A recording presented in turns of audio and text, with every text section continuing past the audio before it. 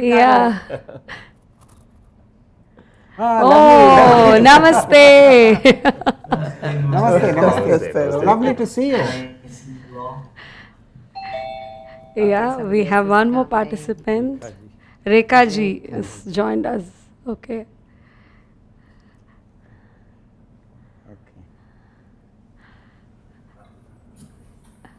Namaste, Rekha ji. Namaste, Rekha ji. Namaste, Rekha ji.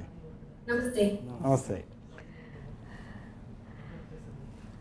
So, if it is 3, we still have time, right? Yeah. We still have another 6 minutes to go for 3 o'clock. Dawn has Ricardo ji, thank you very much for coming a few minutes ahead of schedule. Much appreciated. My pleasure, Guruji. Yeah. Honored to be here with you. Lovely seeing you. And I wish to thank all of you for adding the power of your presence to this conference and making it more lively.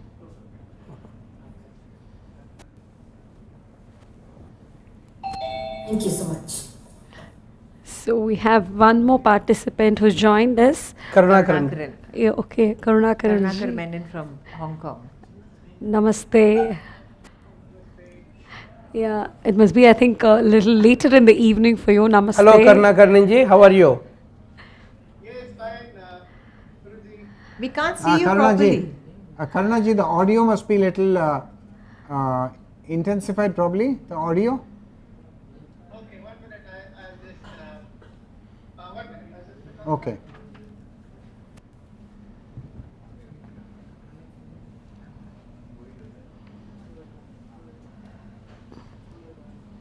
All the 6 people are there. No. No, we still have to have Professor Inguva Ramarao who will join us. Oh, Dawn. And Lakshmi Kumar, Sandra Morfin and Marsha Dawn. Yeah.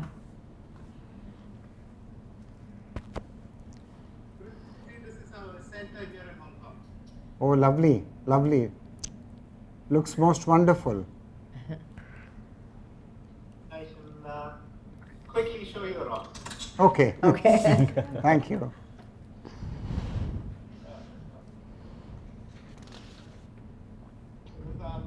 Okay, wonderful.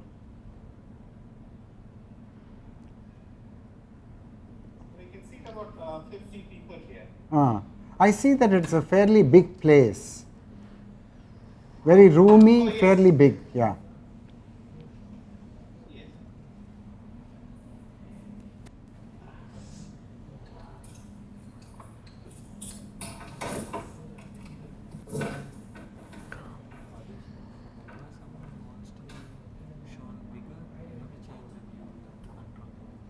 Yes, I will do that.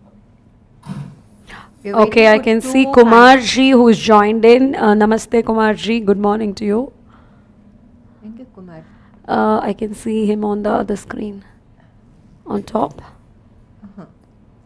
The one on the right top. No. Right top is Is here. It's you. Oh, okay. It's Oh, him. okay, it's alone. Okay. I thought they were showing the. Okay. Okay. No, because the view was changed, I guess. No, it was all of us before. Okay. yeah. The We're viewers. waiting for Okay. 3 more panelists to join. No, it's not necessary. The moment, because Ricardo is the main person. Okay, let's Huh. maybe we can 3 start with o'clock we Ricardo. should start promptly. Okay. Yeah, 3 will start. Sure. Another 3 minutes. 3 minutes to go. More. Yeah. Huh. We can start before also. You can Just see wait 3 in 3 minutes we are p.m. starting. 3 p.m. And So. Ricardo Bravo will be speaking first. Samalochana will be 30 minutes. Let's see that. Luckily, all the names are there, so you don't need to worry. I mean, all the names are there. People. So namaste everybody. So we'll be starting in another 3 minutes, 2.5 minutes probably. We'll be starting, and Ricardo will start the first wave of Samalochana.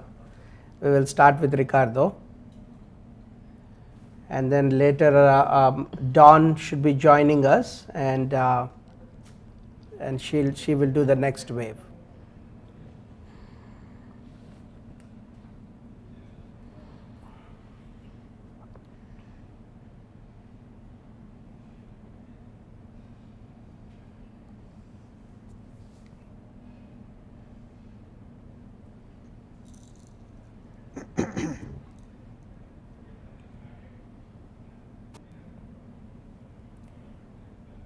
when Ricardo is doing the Samalochana, if rest of you can have your microphones muted like you did right now, it would be very helpful.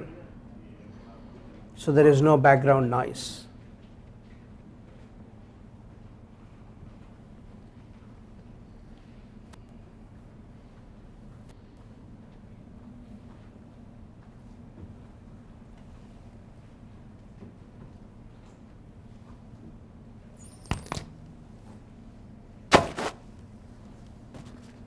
So Chandraji, so can the web panelists see only the panelists, or can they also see the participants? As of now, only the panelists. Only the panelists? Okay. Yeah, when somebody wants to speak, the view will change from the panelists to the participants. Okay, okay. As and when needed.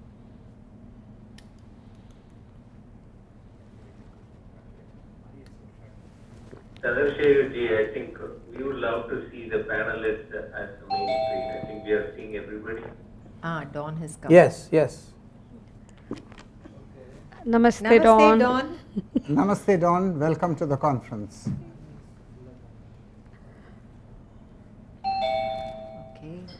So we have. Namaste, Kumarji. Namaste, Kumar. Welcome to the conference. The audio is not on. Audio. Kumarji, can you hear us? Yeah, namaste, Namaste. to Dawn and to Kumar. Welcome. Welcome to the conference. Thank you, Guruji. Thank you. Yeah. Thank you. Are you well? Yes, much What- better. Wonderful, wonderful. So Dawn and Kumarji, just we're going to start right now. I was telling the other panelists as well that if you can mute your microphones, because the first Samalochana will be with Ricardo, and then followed by Dawn later. So let us start, Ricardo, because of the time constraint. There are a lot of topics to cover. We will go straight into the thing. Yes. Or should we? Yes. Should we go Yes, straight yes, into? yes. So Ricardo, why don't you start? Go ahead with. Okay, namaste to all. Namaste. Namaste. Namaste. For Namaste. the opportunity, an honor. Technically, Madhuji, you will be sharing the case studies. Correct. That is correct. Yeah. In the screen, or No, I'll be doing it. okay. You want to So start? Yeah. Let me know if you would like to, if Guruji will give an introduction, or you share immediately some We- chart and we start. Yeah, we will start straight with the chart. Which chart would you like to begin with? We can begin I with would like to with Aries Ascendant chart number 49. right. Okay. Right. So let me bring that out for you. 1 second.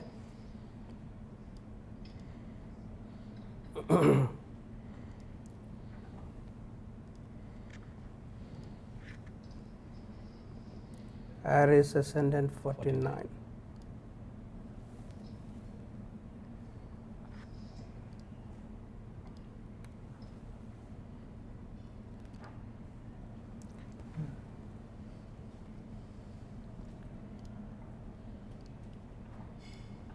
Okay, can everybody see the chart? Yes. Excellent. Yes, Ricardo, go ahead. Okay, you're sharing the chart. Wonderful. So I had the honor to invite Guruji to for a yatra to different countries in Latin America. One of those places was Brazil, and we met many different kind of seekers. One of them was this man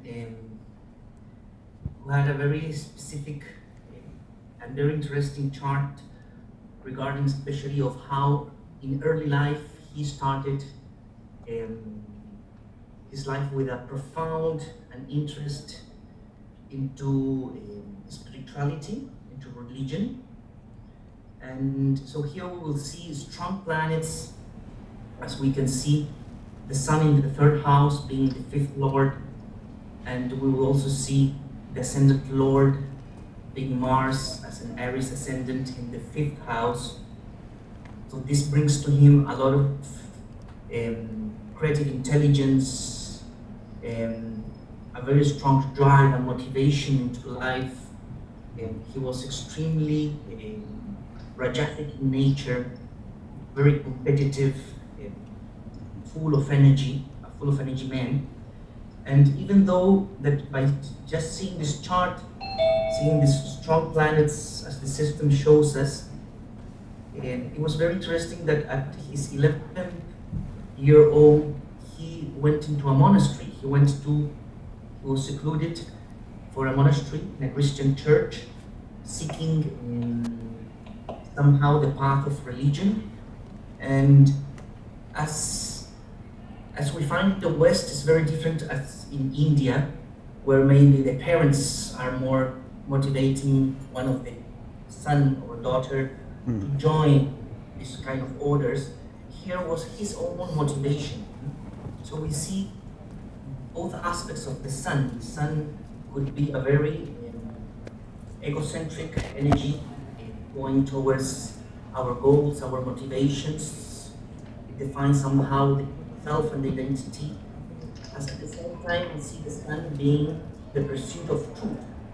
So in the Rasi chart, we can find that at the same time in his quest of bhakti, or wanting to be one with God, we can see it by the disposition of Mars. Though Mars being Ascendant Lord and being so energetic, competitive, and impulsive energy, which he was sharing during the consultation with Guruji, with me, that yes, he was extremely motivated, and he was somehow, it was a pursuit more of seeking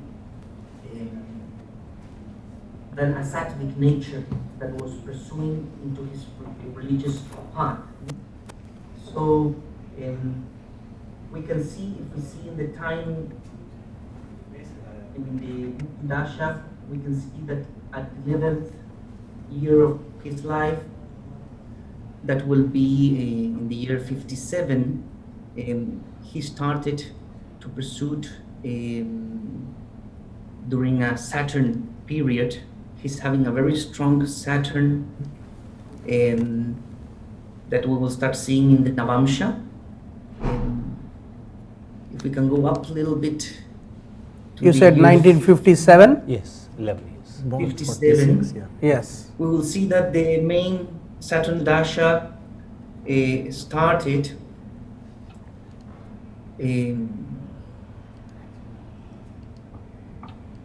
and if we can see the Navamsha, we will see in the Navamsha is very interesting to see how the ascendant is Virgo ascendant. Mercury is having the influence of the 8th Lord, Mars. Then we can see that Saturn is also aspecting the ascendant house into his 3rd aspect. Right. So the 6th Lord of service, of karma yoga, is strongly affecting the ascendant. Then we see also a direct aspect between the 12th Lord, the Sun, affecting the 8th Lord and affecting the Ascendant Lord, Mercury. So what we will see as a lot of malefic influences, as also can be seen as very auspicious spiritual influences. One of the great understanding I had in Vedic astrology is that what we see as the wrath of God or the malefic forces aspecting many times more in a spiritual chart, it creates a lot of suffering and suffocation and experiences that will start bringing the desire of seeking, of understanding life and moving us into the deeper spheres of life of Dharma and Moksha. So all these aspects, if we see, also Saturn is suffocating the moon, the 11th Lord, Lord of aspirations. And when I say suffocating the moon, this will cause that in the realm of marital life, he only became, he had a wife in elder time on life. I think he was 47 years old. So the desire was not there, and all these life forces, which we would call malefic forces, the 6th Lord, Saturn, over the moon, over the ascendant house, then the 12th Lord, the Sun, together with the 8th Lord, Mars, affecting the ascendant Lord, Mercury, all these causes that he decided to move into Christian life, when he was 11, until 21 years old. So for 10 years, or 1 decade, especially during the Saturn Great Dasha, we can see that he was able to pursue this kind of life. But then the mystery of life is that his Rajasic energy is so strong in the Rasi, with very strong, I call them, the Sun and Mars are somehow the forces that protect the self, and brings courage and brings motivation. And in his case, the look of the future, the 5th house also has to do with destiny, the fruits of life, and the desire of bringing new things. It caused him also some enmities during that period, during his 20 years, 18 years, with some friends or people who he was there inside this Christian place. Though he was extremely Rajasic and service-oriented by the Saturn in the Navamsha, then he became a doctor. So we see the Sun in the Rasi chart clearly creating a strong will and desire to continue with his life and pursue art and kama. So if we see the D10, the Dasamsha chart,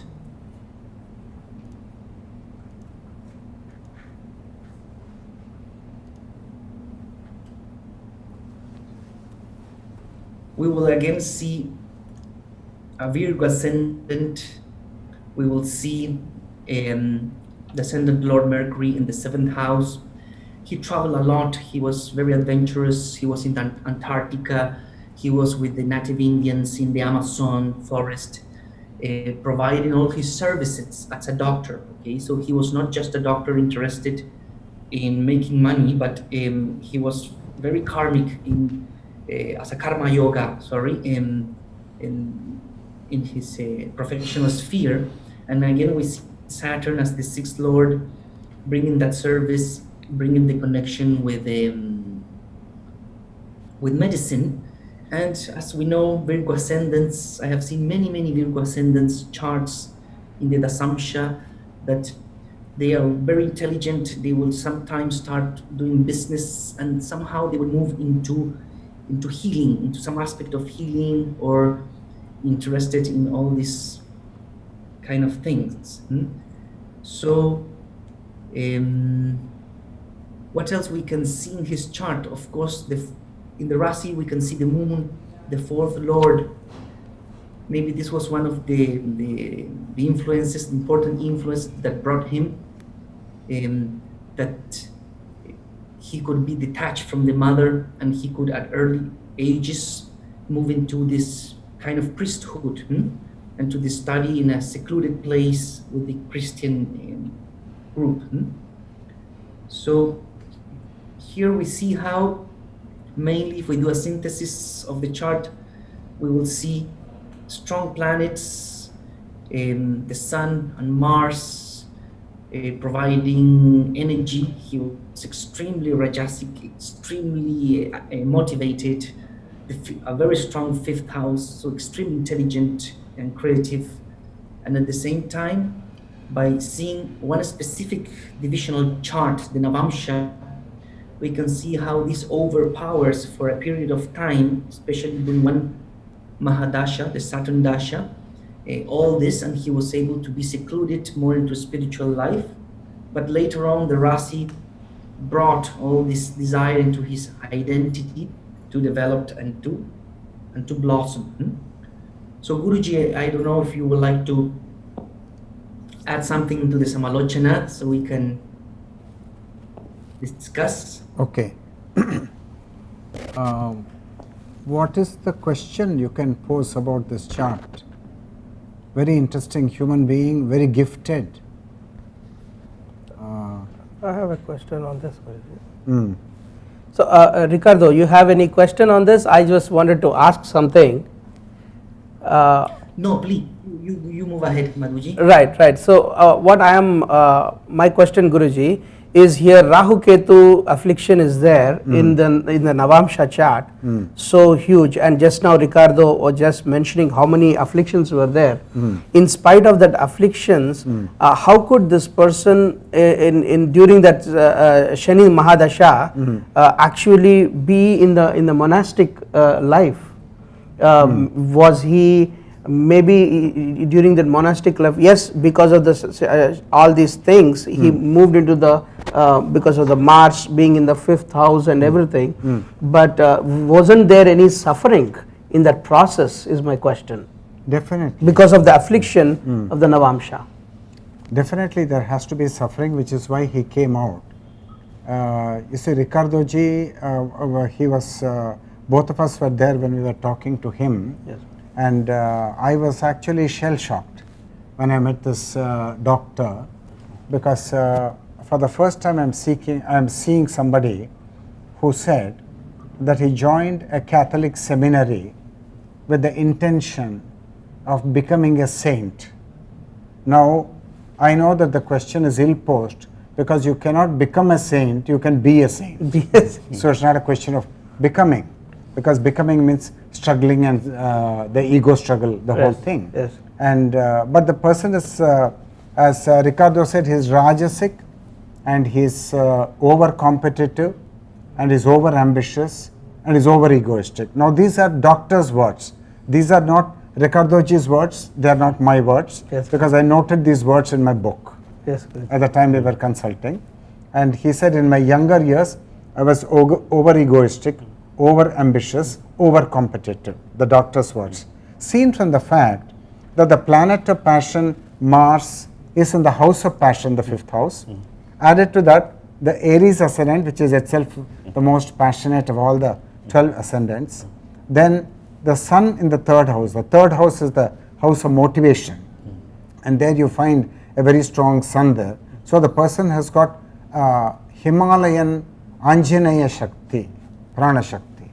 So now he has to be given the freedom to climb many Himalayas, many Mount Everest. Only then you can exhaust that energy. That energy is humongous amount of energy. So that energy cannot be cloistered. Okay. Now the reason he got into the thing is because he thought becoming a saint is like climbing the Himalayas, because of the Rajasic outlook and the Rajasic way he is inclined. Yes. So he thought of it as an achievement. Okay. So that's just an error in the thinking. But he was so innocent. He was a small boy, Yes, Guruji. 11-year-old boy. So you can't fault him on the perception that he wanted to become a saint. Now, in the Saturn Dasha, in fact, I want to compare this chart to Sachin Tendulkar's chart to illustrate the significance of the Navamsha chart. So you can see Saturn overpowering the moon as well as the ascendant house. Yes, Guruji. Now, Saturn is the planet of ambition in the Rasi chart. So, insofar as dharma is concerned, the spiritual life is concerned, because the moon as well as the ascendant are overpowered by the 11th lord. Yes, Guruji. Saturn is not only a 6th lord, Saturn is also the 11th lord brought forward from the Rasi chart. So, he is extremely ambitious to do spiritual work. He is ambitious to do spiritual work, and the ambition to do spiritual work has taken the form of ambition to do seva or service, because Saturn is 6th lord in the Navamsha chart. So he is a karma yogi by by divine design is a karma yogi, and that's playing out and tinged with the karma yoga coming from Saturnian influence. And in fact, Saturn and Ketu, they are two of the cosmic life energies which create sannyasis, very well known. Yes, you can see in many sannyasi chart a Saturnian influence very strong, because it gives detachment, and it will constrict and inhibit, so that there is no risk of artha and kama swallowing you, because Saturn is a planet of aloneness. It's not a sociable planet like the moon or Venus. Moon and Venus are very sociable. Saturn is alone. You want to be alone, and people with a strong Saturn, they're very happy to be alone, like Ramana Maharshi, for example, and some of my clients who have a strong Saturn. And Mars is influencing the ascendant house and the ascendant lord. Now Mars is here, the 8th lord in the Navamsha chart. That means his whole personality has got a projection in the sphere of dharma, spiritual work. What is that projection? The personality develops an amsha, a radiation from the personality of the doctor, and that radiation has taken the form of passion and profound interest in service, because Mercury is 6th lord. It's a very peculiar thing, because people will be passionate about making money, but people will not have profound interest in doing seva. This is very strange, because you may have profound interest in astrology, in mathematics, and in some other thing, but you won't have profound interest in seva. Now this is a classic case of having profound interest and a mysterious dimension in the dimension of service and karma yoga, because Mercury is 6th lord, and Saturn is adding to that. So it is such a strong call that he just left home and joined the seminary. But definitely the Atmakaraka Jupiter in the 12th house and the Rahu Ketu affliction on the ascendant house must have given him some suffering. Why are you calling Jupiter Atmakaraka? Because it's the 4th lord here. In divisional chart. In the divisional chart. Okay, in the divisional chart. Okay. Yeah, because of that. But Jupiter is weak in the Navamsha chart. Yes, Guru. So, which means, and the moon is afflicted by Saturn, and here the moon is the 4th lord, and here the moon is afflicted by Saturn. So emotionally he was under constriction and inhibition, and he is basically abundant Herculean energy. Now he would be ideal as a religious activist. Suppose you tell him that you spread Christianity in the whole of Latin America, that's a mission with which he'll be very happy. But if you cloister him in a monastery and say you've got to conform to the discipline, that's like putting a tiger in a box. That won't work. That's why he left after 10 years. For 10 years, the ideal was holding him back. The ideal of wanting to become a saint. Now I don't know at the end of 10 years what realization he had, which made him leave. That I don't know. Maybe Ricardo G knows that. What made him leave the monastery? Okay, yes. After 10 years. It's very interesting how, adding to what Guruji was saying, is that we asked him, and he did suffer during that period. He was suffocated but by the strong sun, 5th lord, and Mars as the ascendant lord in the Rasi, he forgot about that period in the sense of the suffering, no? So he was not, when we asked him, so why did you leave, and what was the reason of getting away from that? He said, well, the drive of doing some things were stronger, and so he was not totally remembering and aware of how much suffering he went through. I have seen that many people who with such strong planets, they don't, especially when the Sun and Mars, they don't remember so well sometimes. So his basically the Rajasic nature overtook him. One placement in the 12th house make him lose the memory of that period in the sense of the suffering that Madhuji is asking. Right. So his Rajasic nature took over, and he was able to. His Rajasic nature took over, and so he even doesn't remember, or he doesn't want to remember, or because the drive and desire is stronger. No, imagine you have a very strong desire, it will overpower even the suffering that you are going through. And instead of, if you don't have such strong planets, maybe then the suffering will be extremely strong and impact you, and you will remember as a very afflicted period, no? But for him it was a stage. It was a stage. He learned a lot. He learned many things, and then he moved again into the new sphere of life. That's all. Maybe because he was Aries Guruji, and why was we flighty. are looking at the D9 chart here? Because he went into Dharma. He joined a Catholic seminary.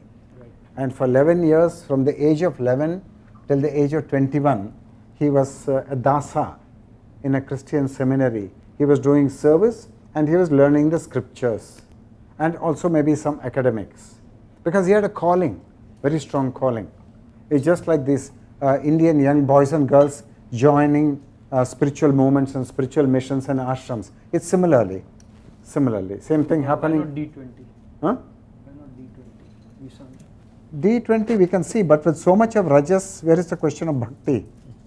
So the temperament is highly rajasic. But I have something to comment about the Navamsha chart. Yes, Guruji. Huh? Yes, Guruji. Now, I want to pin your attention to 3 words of Dr. Jairo Jesus. That's the name of this doctor. 3 words. Now, the first word is over-ambitious. First word, remember that. The second word is over-competitive, second word. Yes, Guruji. Third word is over-egoistic.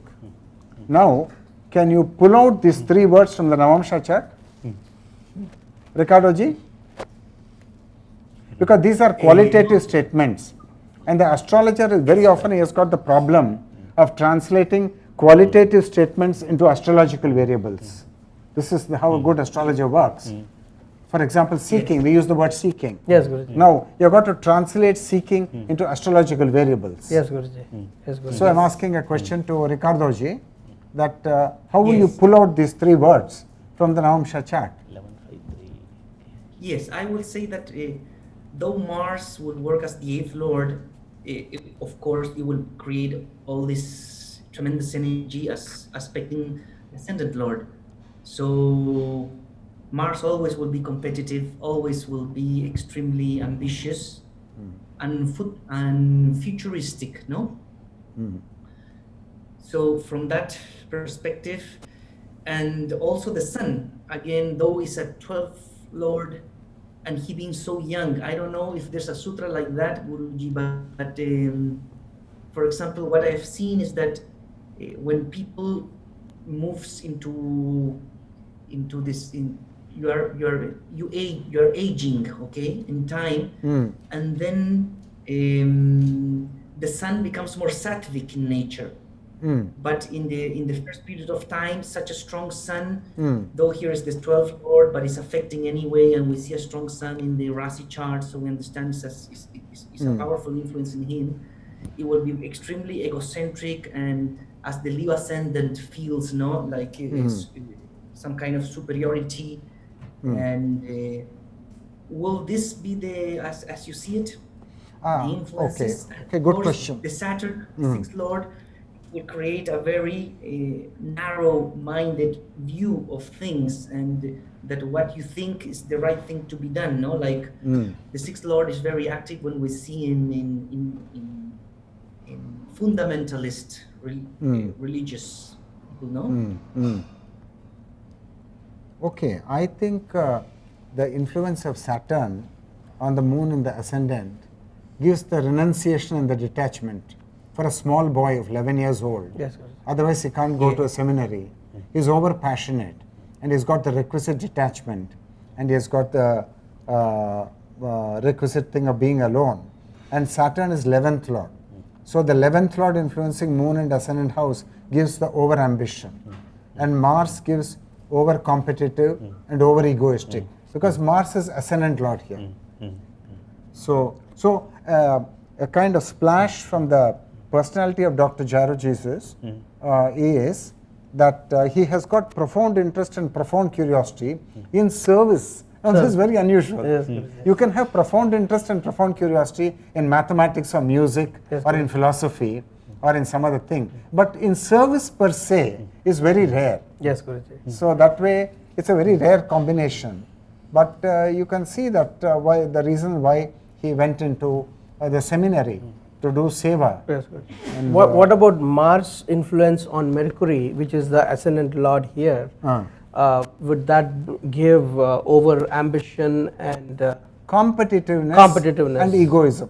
Egoism. Because Mars is ascendant lord. Ascendant lord. But it is also the 8th lord here. So that's why I'm saying, I'm interpreting that now. I'm saying Yes, that the self has, see, the self has got various amshas yes, Guruji. in the various divisional charts. So the self has developed an arm or a radiation into the Navamsha chart. What is it? Profound interest in service. Now this is very unusual. Yes, Guruji. And very unusual and very rare to come by. Yes. So you see this in the doctor and having the requisite detachment and the ambition, both. He didn't mention the detachment, he mentioned the ambition, but we can see that he has the detachment. Otherwise, he won't have become a small sannyasi at the age of 11. Yes, very unusual. Yes, I have one question here.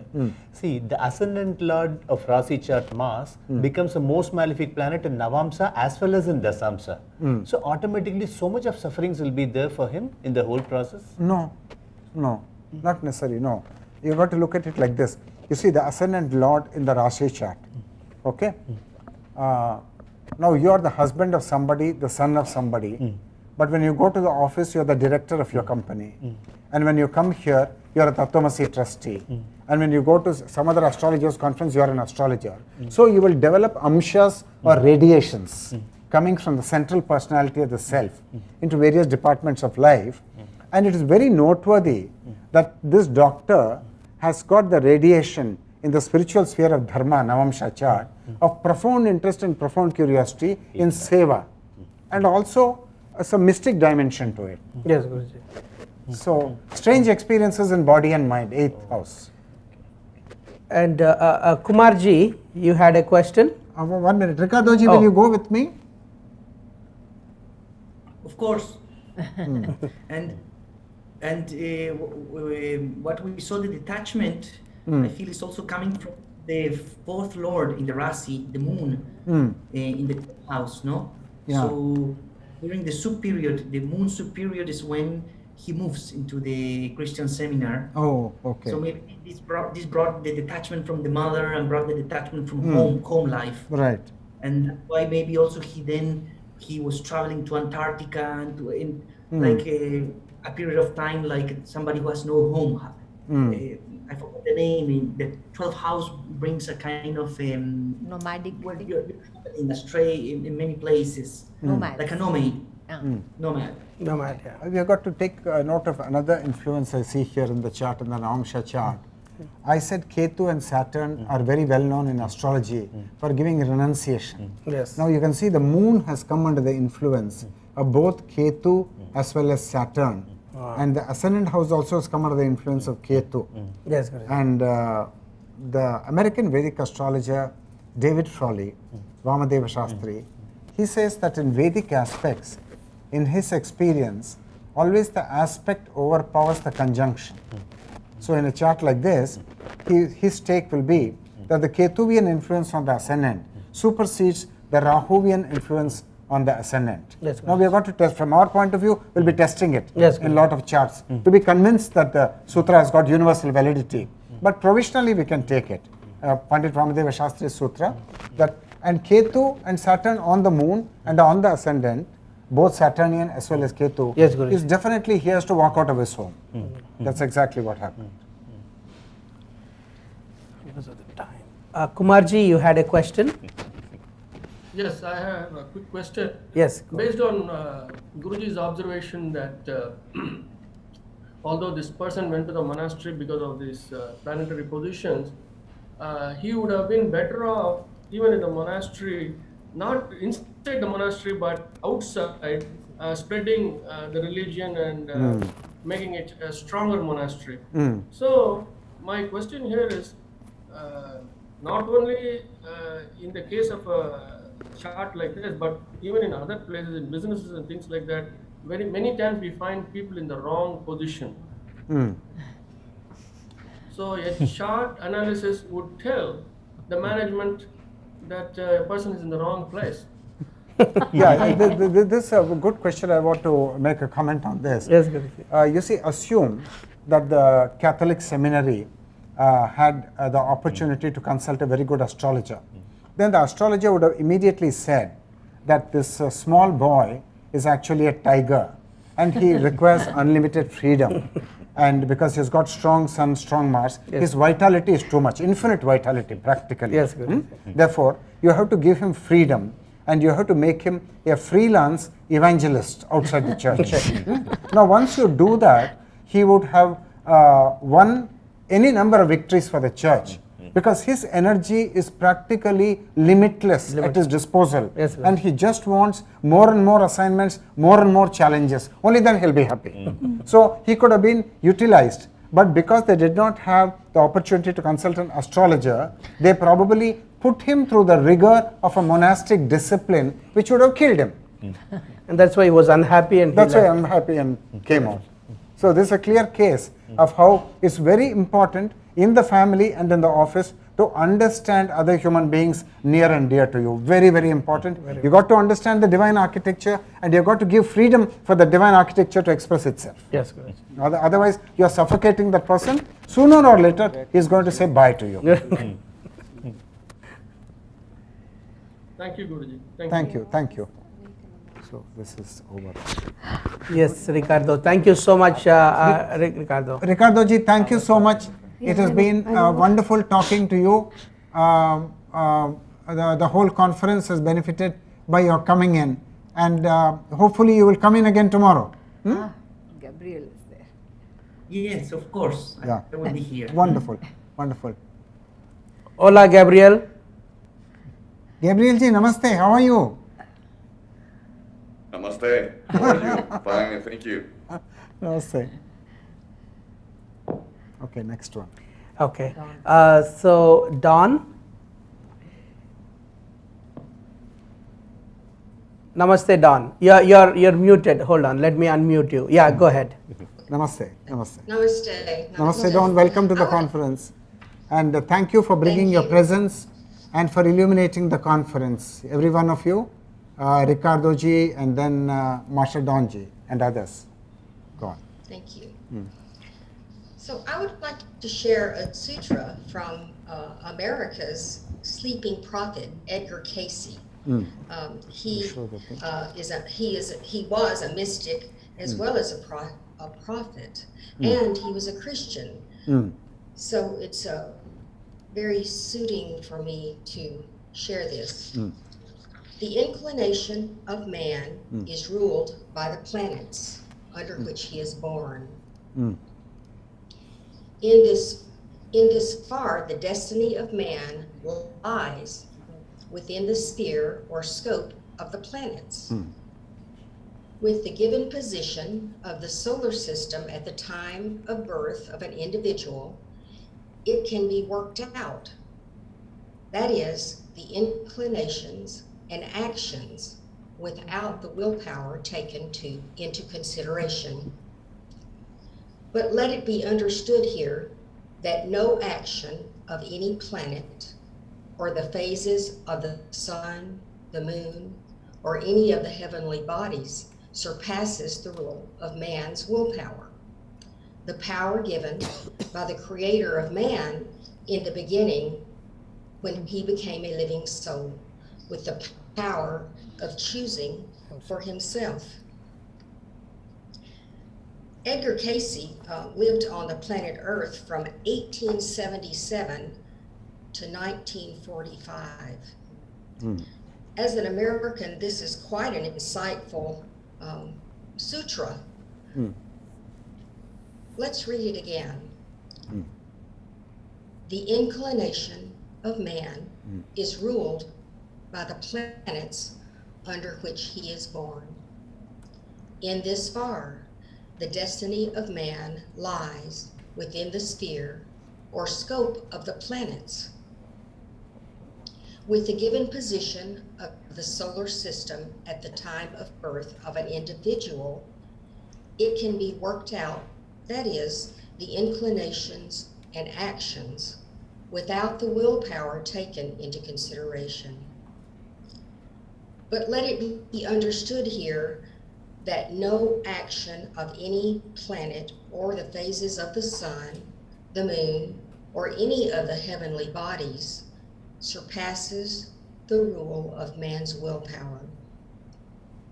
The power given by the Creator of man in the beginning when he became a living soul, with the power of choosing for himself. As a Christian, I find this very interesting because from a Christian perspective, free will, as I was taught in my churches and studies, means that I could just choose anything, which means that I could override God's purpose for my life, the direction that the God within me would have had. So I find this interesting, as in many religions, it's kind of foundational. So as I've studied Vedic astrology, I find that it really takes on much more from a meaning standpoint and not just a worldview. So how does this then, free will, tie into, for example, choiceless awareness? J. Krishnamurti speaks on choiceless awareness. So then free will takes on yet another definition. So then how in Vedic astrology does this free will come into play? Okay. We have to be very careful with the words, Dawn. And in the West, you may use a certain word like free will, and in the East, the word may be new and may not be understood properly, and there may be other cousins of this word which make a lot of sense to the natives of this part of the world. So we have to see what is the counterpart and how a Hindu would understand this statement of Edgar Cayce. Yes, sir. So I see that even though Edgar Cayce is one of the greatest Christian mystics from the Western world, undoubtedly, he'll go down in history as one of the great prophets of the Christian religion. And he has said something which is not in mainstream Christianity. Yes, a lot about reincarnation, a lot about karma. Yes, and you will not find karma and reincarnation in the Bible, yes, but you may find it in the Gnostic Gospels, for example. Yes. So that way he has certainly added a totally new dimension to mainstream Christianity. Yes. And he's an authentic voice, and the Christian world knows that very well. Yes. Now, from my point of view, I look at this statement and I see that the moment you speak about the willpower of man, and the previous case, the Brazilian doctor, yes, now he had Himalayan quantities of willpower. Now, we know from the Navagraha Devata model that willpower is actually the power of the Divine Father and the Divine Mother. It's just playing out in his life. Yes. It's just playing out in his life. It's come as your personality and it's come as your creative intelligence, but it is sourced in the divine. Yes. So now there's a tendency in man to sideline the divine and not to recognize the divine because the divine is not intelligible, and then to appropriate some power of the divine which belongs to the divine and to say that it is your power. Yes. So whatever you stake a claim to, that this is willpower, this is my willpower, actually the willpower belongs to the divine. That's my first take. Okay. That willpower belongs to the divine. It's just available for you because that's part of your destiny. Yes. In this life, that willpower has become available to you. Yes. Now, how you use it, you've got a choice there, how you use it. Yes, correct. You are not completely compelled to use it either for God or against God, that is in a dharmic way or in an adharmic way. You can swing in either direction. Yes, correct. So the willpower is there, and here in India we call this Atma Shakti. That Atma Shakti can overrule whatever is happening in the chart, as we have been discussing. The Atma Shakti. But it's not, is it easy to connect to the Atma Shakti, or is it difficult to connect to the Atma Shakti? Well, it's very easy for the Prophet Edgar Cayce to connect, because he is a prophet and is mostly silent inwardly. But for a very noisy self, a self which is in tantrum and in turbulence, how does that self connect to the Atma? It's very difficult. So, while potentially it is true that the Atma Shakti is there as a reservoir, but you can't access that reservoir in most cases. Yes, Guruji. So, in that case, what will happen? Fate will be binding. Fate will be binding. That's my take, Don, on this. Okay. So, thank you. And so in this free will, it seems that in Christian type religions, that then God is set apart from man. In other words, man has been created by God, by the Father in heaven, by the Creator, but yet it seems to be set apart. And this, of course, is a part of free will. So in Hindu and Vedic traditions, how would this tie into the free will? I didn't get that last sentence. Can you come again? I apologize for speaking fast. No, you're perfect. Please come again. So my question is, God is set apart from man in most Christian religions. So man is pictured by being created by the Father in heaven, by God in a faraway place. Right. So in Hindu and Vedic traditions, there is kind of a point or perception of where is God placed and how is man created, or not how is he created, but how do they tie together? Where is God in Vedic, Hindu and Vedic traditions? Oh my God. Okay, very good question. You see, as Swami Vivekananda said, religion is the manifestation of divinity already in man. It's not a new thing which has to be poured into his soul from the outside. That the soul is inherently divine because it is the Atma. And the Master Jesus, we can't forget what he said either. He said, the kingdom of God is within you. Now, there are glimpses and sutras in the Christian literature which also erase the line between God and man, which common sense has postulated such a line, a dividing line between God and man. And one reason why that line may be maintained by organized religion, by organized church, is that if we rub out that line, man who is uncontrollable and very egoistic, he may become even more egoistic with that line rubbed out, and he may stake a claim to be God, and then he may be prone to greater mischief. So because of that possibility, at least in the thinking, they may be retaining that line, very sharp black line between man the man and God the God. Yes. So these two things cannot be mixed.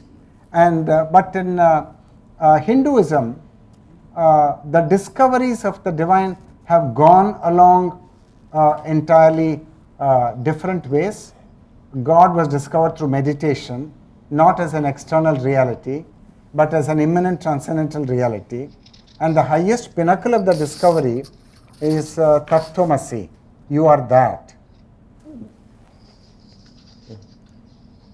So what you're saying is that you were never meant to be the body of man, you in quotes, you the person, but the Atma, or the inner self, which is lurking behind the mind and behind the personality. That is right. Okay. That is right. So from such a perspective of unity and oneness with the divine, it creates a far deeper level. So the division of man and God would as poles apart, would not be tenable. So in Vedic astrology, man has no will of his own. Whatever he has belongs to the divine only because of the root of his being. So in looking at it from a Hindu and Vedic perspective, then the man is the divine or the Atma. Is this a correct understanding? Don, there are many levels. You see, when we use the word man, in a certain Hindu perception of man, man is actually got 5 layers or 5 sheaths. And the outermost sheath, which the senses are ready to see, is the sheath of the body, Annamaya, Pranamaya, then the sheath of the breath, then Manomaya, the sheath of the mind, then the sheath of insights, Vijnanamaya, then the sheath of Ananda or divine bliss, Anandamaya, and then finally is the core essence, the Atman which is deeply nestled. So if you take, we go to, let us say, some marketplace, and in the marketplace we see milling crowds, and we are standing in the 10th floor and just looking down, and we see thousands and thousands of people running to their offices and then going shopping and things like that. Now, the rank and file of humanity, I don't think they are connected to the divine at all. It's a possibility. They are not connected to the divine because they are leading a very superficial life just at the level of the senses and on the surface. And the deeper reaches of man, the divine nature of man, is accessible to such of those human beings who do the sadhana and who meditate and who come on a more disciplined path and spend many years. They may make this esoteric discovery that there is no black line dividing man and God. If they go that far, that is. But if they don't go that far, then it may be better to provisionally work with a partition line. God is God and man is man. Provisionally work with that, and if you disprove the hypothesis that man is man and God is God, then rub out the line. So one has to do that experiment. The self-discovery. Self-discovery, you've got to do that, and that is called self-realization. Yes, correct.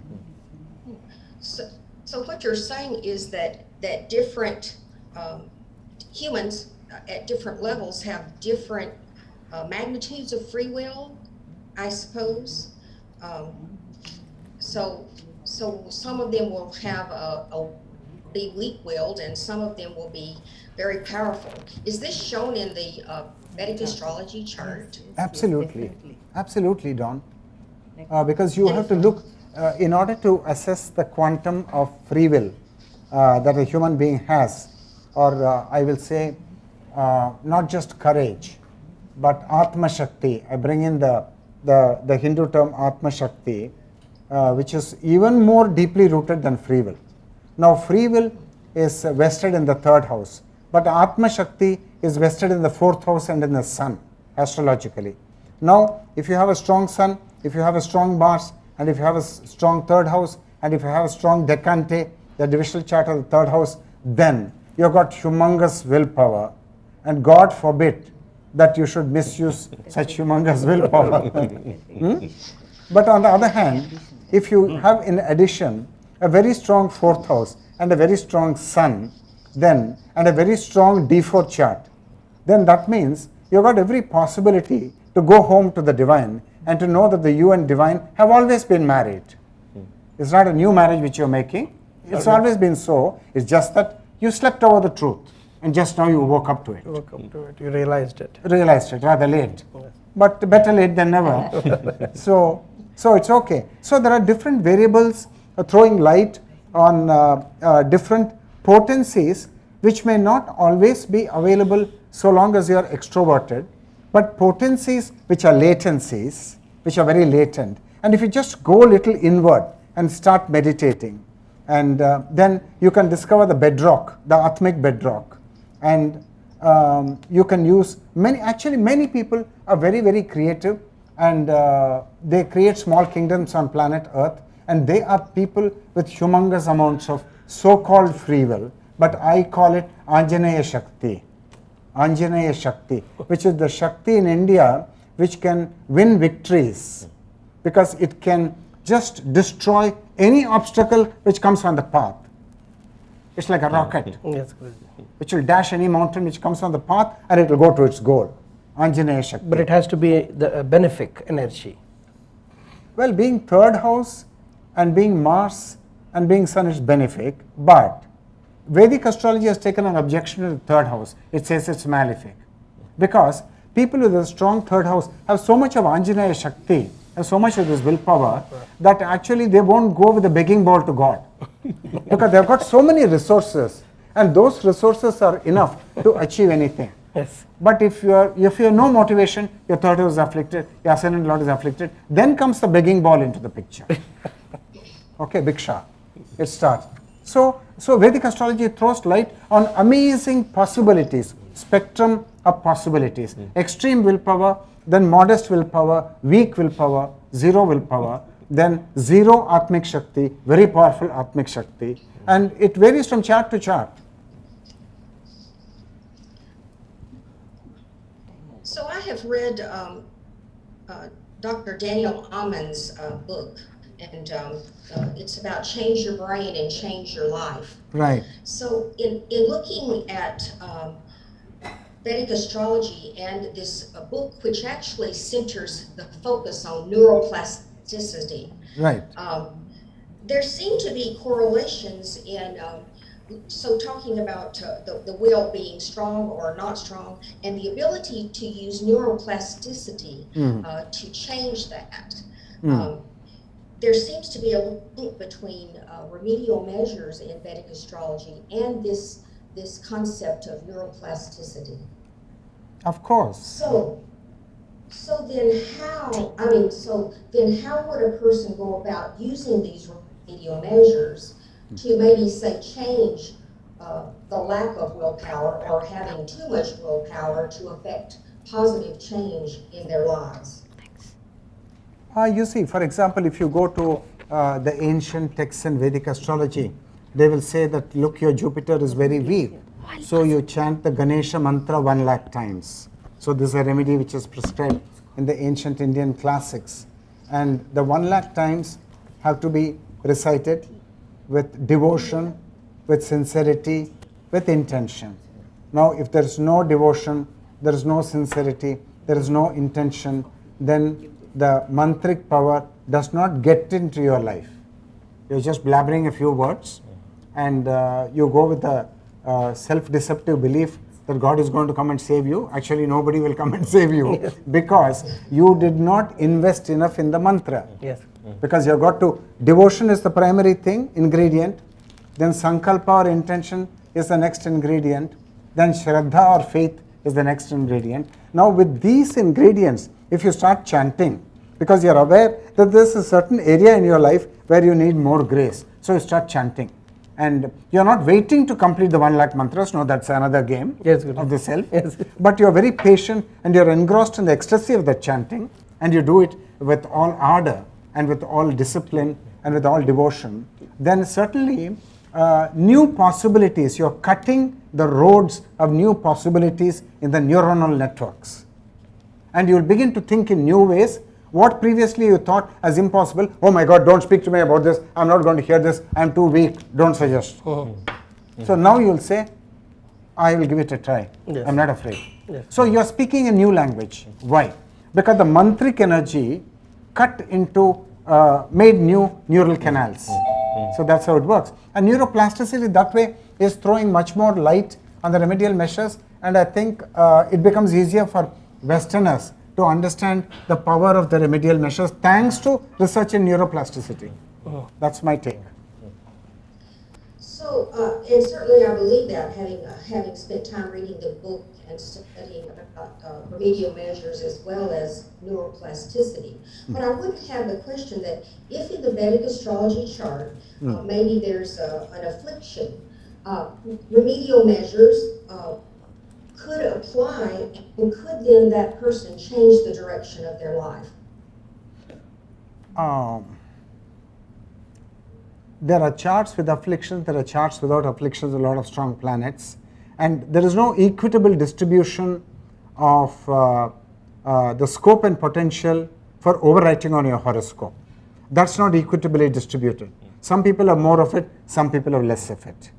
And but it's better to attempt it than to walk through life sleeping, right? Walk through life like a lazy man. Yes. Don't do any effort. Just believe a few things and go on thinking negatively.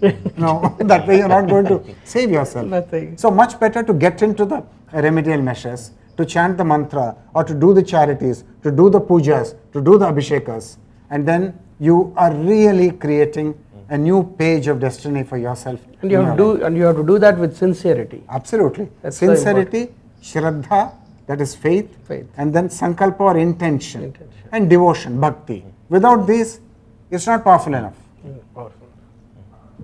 So with that full commitment and embracing the remedial measures, then a man can change the direction or the destiny of his life. Or say he has a dream and it doesn't show up in his chart through Vedic astrology's remedial measures, he can possibly change it if he has the willpower to do that and isn't lazy. You see, So- Don, Okay. yeah, go ahead, complete your thing. No, it's okay. I was just saying, so Vedic astrology throws light on it's kind, I suppose, a perspective paradox, and helps a man to veto maybe limitations in his destiny. Is this true?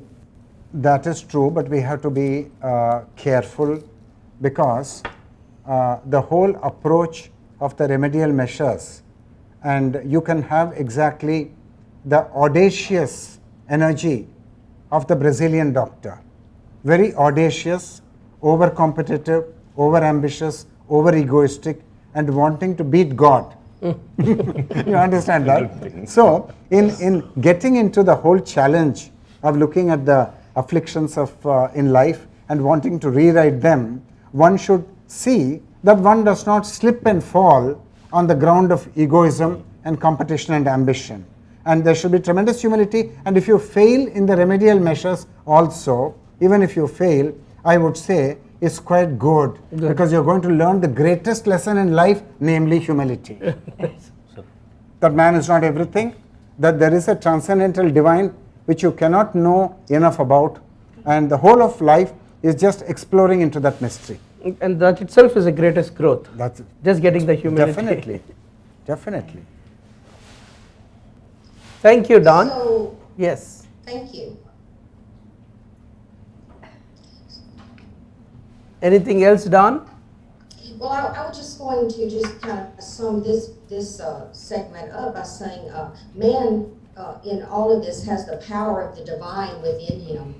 And because he is the divine soul, the Atma, this is indeed possible to a lesser or greater degree of the man's commitment to then change the destiny that might be laid out in his chart. Yes, as I said, the power is not equitably distributed. Some have more of it, some have less of it.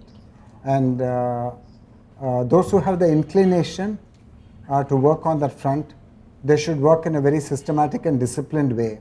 And without bringing in the divine in a very profound way, Vedic astrology is not going forward. No. No. No. It's all about the divine. Yes. Okay. Thank you so much. Thank you so much, Don. It's been great talking to you. Yes, thank you. And I liked your speed. enjoyed it. I liked your very moderate speed, which I was able to follow 100%. Thank you. Thank you. Thank you. Namaste, Lakshmi Kumarji. How are you doing? Oh, 1 second. Guruji, can we take now the free will question which somebody posed? No, not now. We'll come back to it. We'll come back. Not now. Free will, that's why. Yeah, welcome. Thank you. The people are waiting. Lakshmi Kumarji. Namaste. Namaste. Your video is not there. Can you put on your video? For for good reason because it's a very low light here. So Oh, okay. I'm going to try anyway. Oh yes, that's good. Lakshmi ji, namaste. Namaste. Namaste. Yes, Lakshmi Kumar ji, yes, you can go ahead with your. Yes, I will proceed straight away with asking questions. I had already sent you a list of questions I had in mind, but I'm going to slightly digress. It's okay. And the question I am about to pose is quite pertinent with what I've already sent you. So question number 1. Now there is a sutra in the West, and somewhat also it's a cultural thing in the East. So let me start with the West. So in the West we have what we call free will, which has been discussed quite well in this meeting. And the sutra is that if you keep putting effort, you will somehow achieve your goal. So it is a value in society that one ought to keep trying and put all that they can, all the effort that they can to achieve the worldly end, whatever they wish to, with any kind of goal that they seek. Whereas in the East, I have noticed that there is effort, yes, and then there is some amount of belief in fate. Actually, a lot of belief in fate. And so therefore, in India, in the East, we usually run to the temples. We try to propitiate and worship God and do prayers to achieve our work end. Now, these are two extremes. As I've lived in both parts of the world, I can tell that how do I know when to stop putting effort? And how do I know that I have to continue putting efforts? Because in the past, historically, I've seen many instances where effort has worked. And we have also known from history that sometimes effort doesn't work. So when do I know that I should stop putting effort? You can't know that. You see, the whole of life is a walk in the garden of snakes and ladders. You know, the Paramapada Sopanam it is called. That suddenly you will get a promotion, you will go up an escalator in a mall, and then after that what happens in the next event in the mall, somebody steals your passport or your wristwatch. Now, so that is a snake. The snake gobbles you up. So now the whole of life is a walk in this labyrinth of snakes and ladders. And if life could be perfectly programmed and every time we make the right effort and then we know what result we are going to get, then I think we are perfect biological robots and life would not be interesting. There will be no mystery in life. There will be no mystery in life. There will be no happiness in life. There will be no sorrow in life either. Because you program everything and you will achieve everything. So you will neither be happy nor you will be depressed. You will be very dull, and that will be interesting. And while you can make an effort, you have to remember how the Sthitaprajna functions in life. That is a spiritually wise man. Karmanevadikaraste ma phaleshu kadachana ma karmaphala heturbhur mate sangotsva karmani. That is, you have to learn motiveless action, not action which is goal oriented. No, that's not the thing. You have got to allow the divine to drive you. Now the divine will drive you and you enter into an enterprise. Now the beauty about the divine is it will help you, it will promote you, it will take you by the hand and introduce you into the hall of enterprise, and it will not guarantee success. So just because the divine initiated you into the hall of enterprise, don't you take it for granted that the divine is going to pamper you with a victory. Instead you might get only a slap, because that's how destiny rolls out. And because life by its very nature is like that. By its very nature, it's a continuous oscillation between the shores of Sukha and the shores of Dukkha. Continuous oscillation between these two shores. And why should you need that guarantee? I find the question itself idiotic. Why should you need that guarantee? That whatever you do, you have to be successful.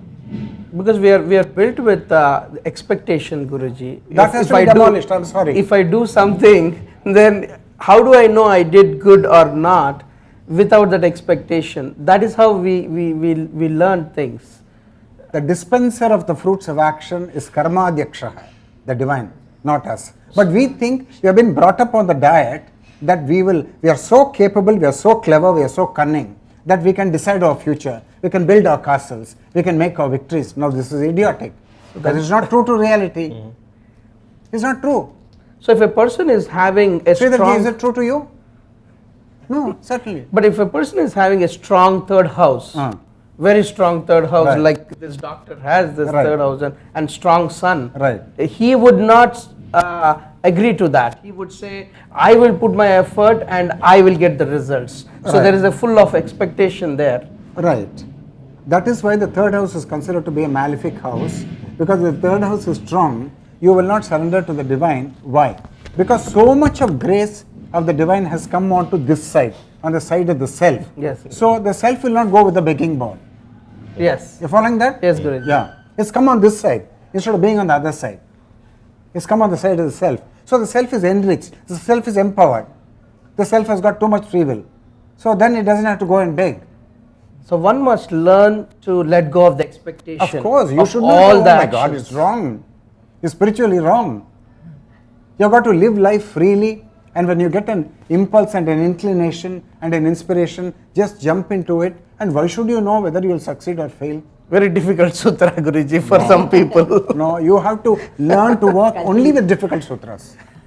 That is how you'll progress. Because you have been brought up on a diet, false diet of stupid things, always pampering you, appeasing the fear, and then pampering your desire. And that's why you people, you never grow.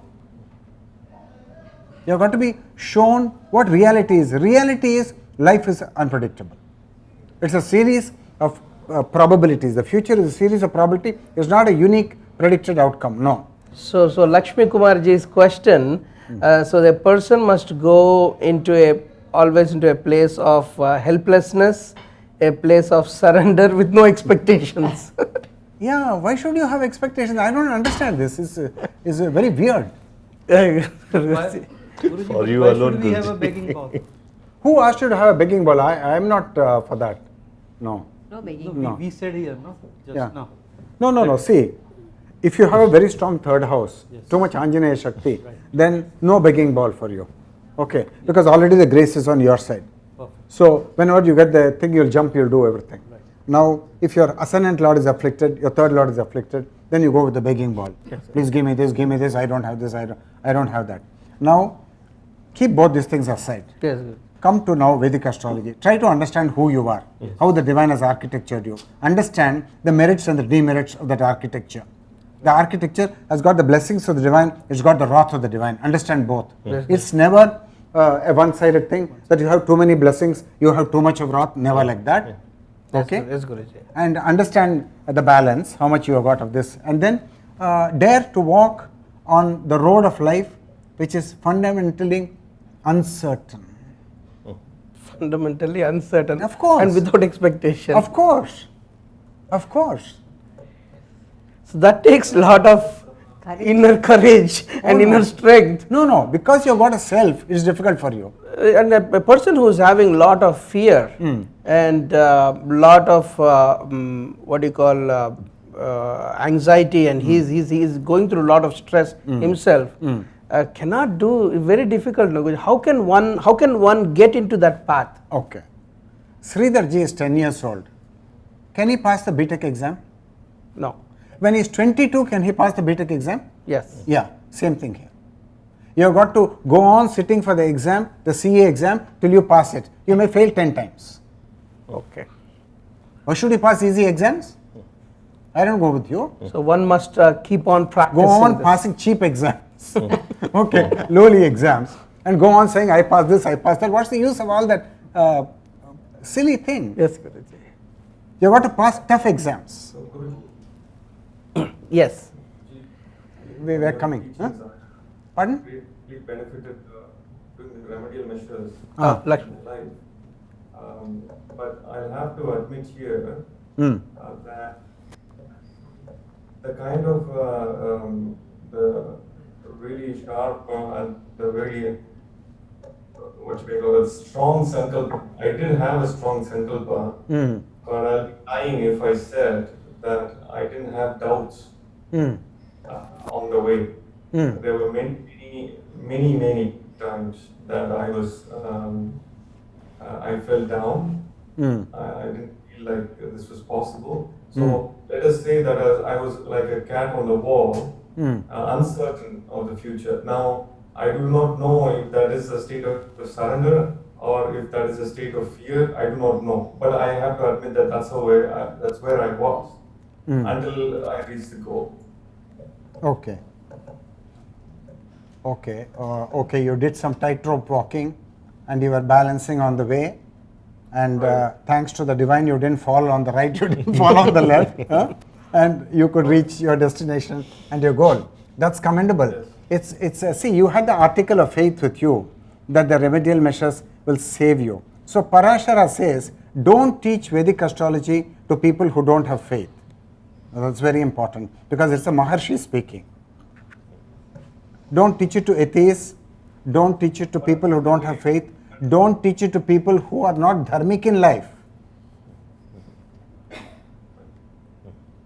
So these are very important rules to be observed, because once you have the dharmic foundation and once you have humility and once you respect your masters and once you have faith, then the learning will be rapid. It will go in third gear, fourth gear.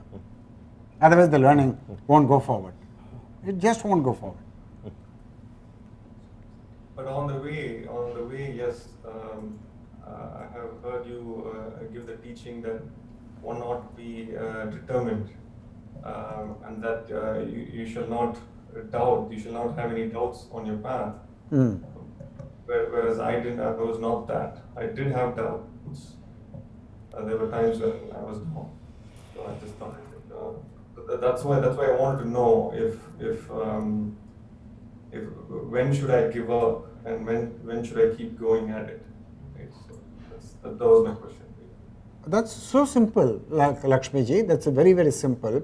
You just listen to the song in the heart, and the song in the heart is the divine program playing out. You just listen to it and act according to it. Finished. Why does a contradictory thought come? I don't understand you people. Because you are calculating for profits.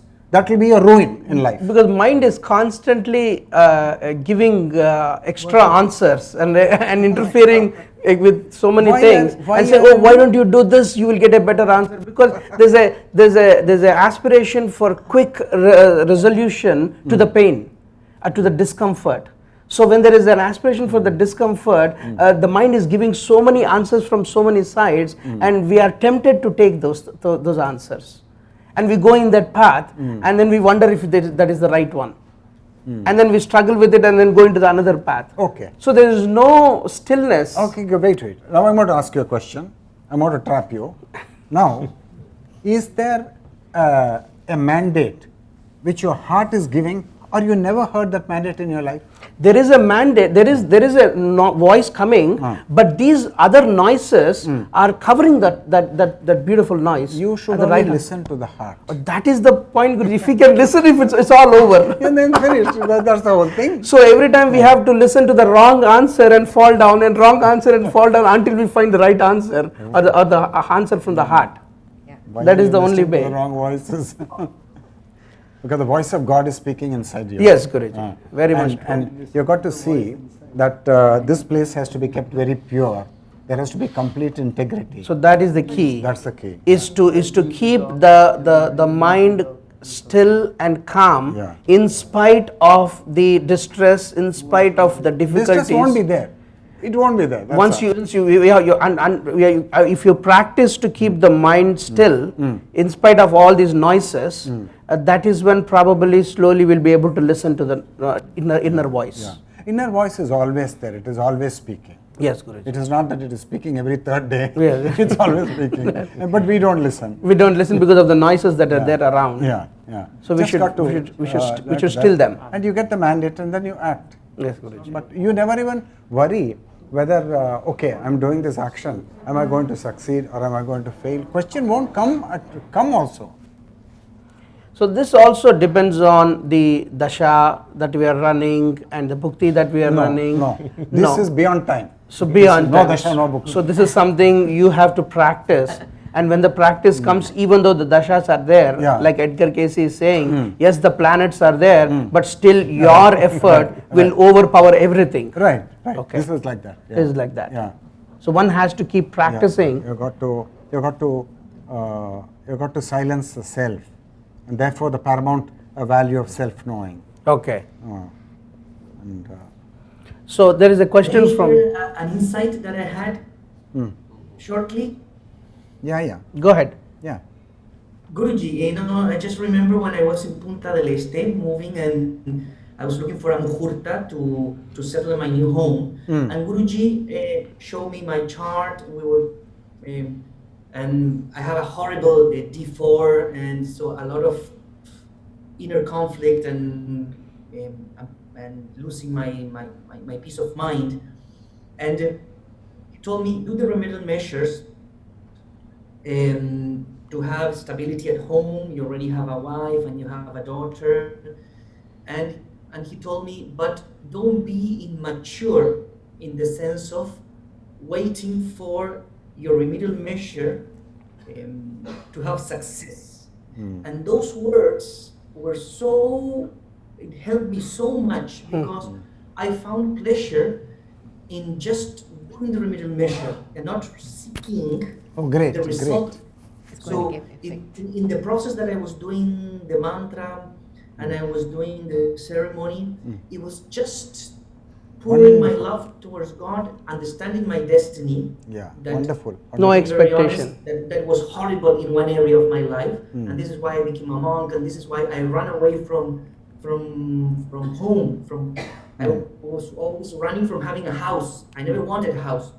So by chanting the mantra, and by that, I was not seeking the solution. I was just getting into the motion, into the bhava, into the and in that process, I start seeing the samskara completely. I start seeing that I was very lonely at home when I was a child. I start seeing that I was always with my friends outside and never inside the home. And by seeing the samskara, by seeing the story, somehow I got appeased.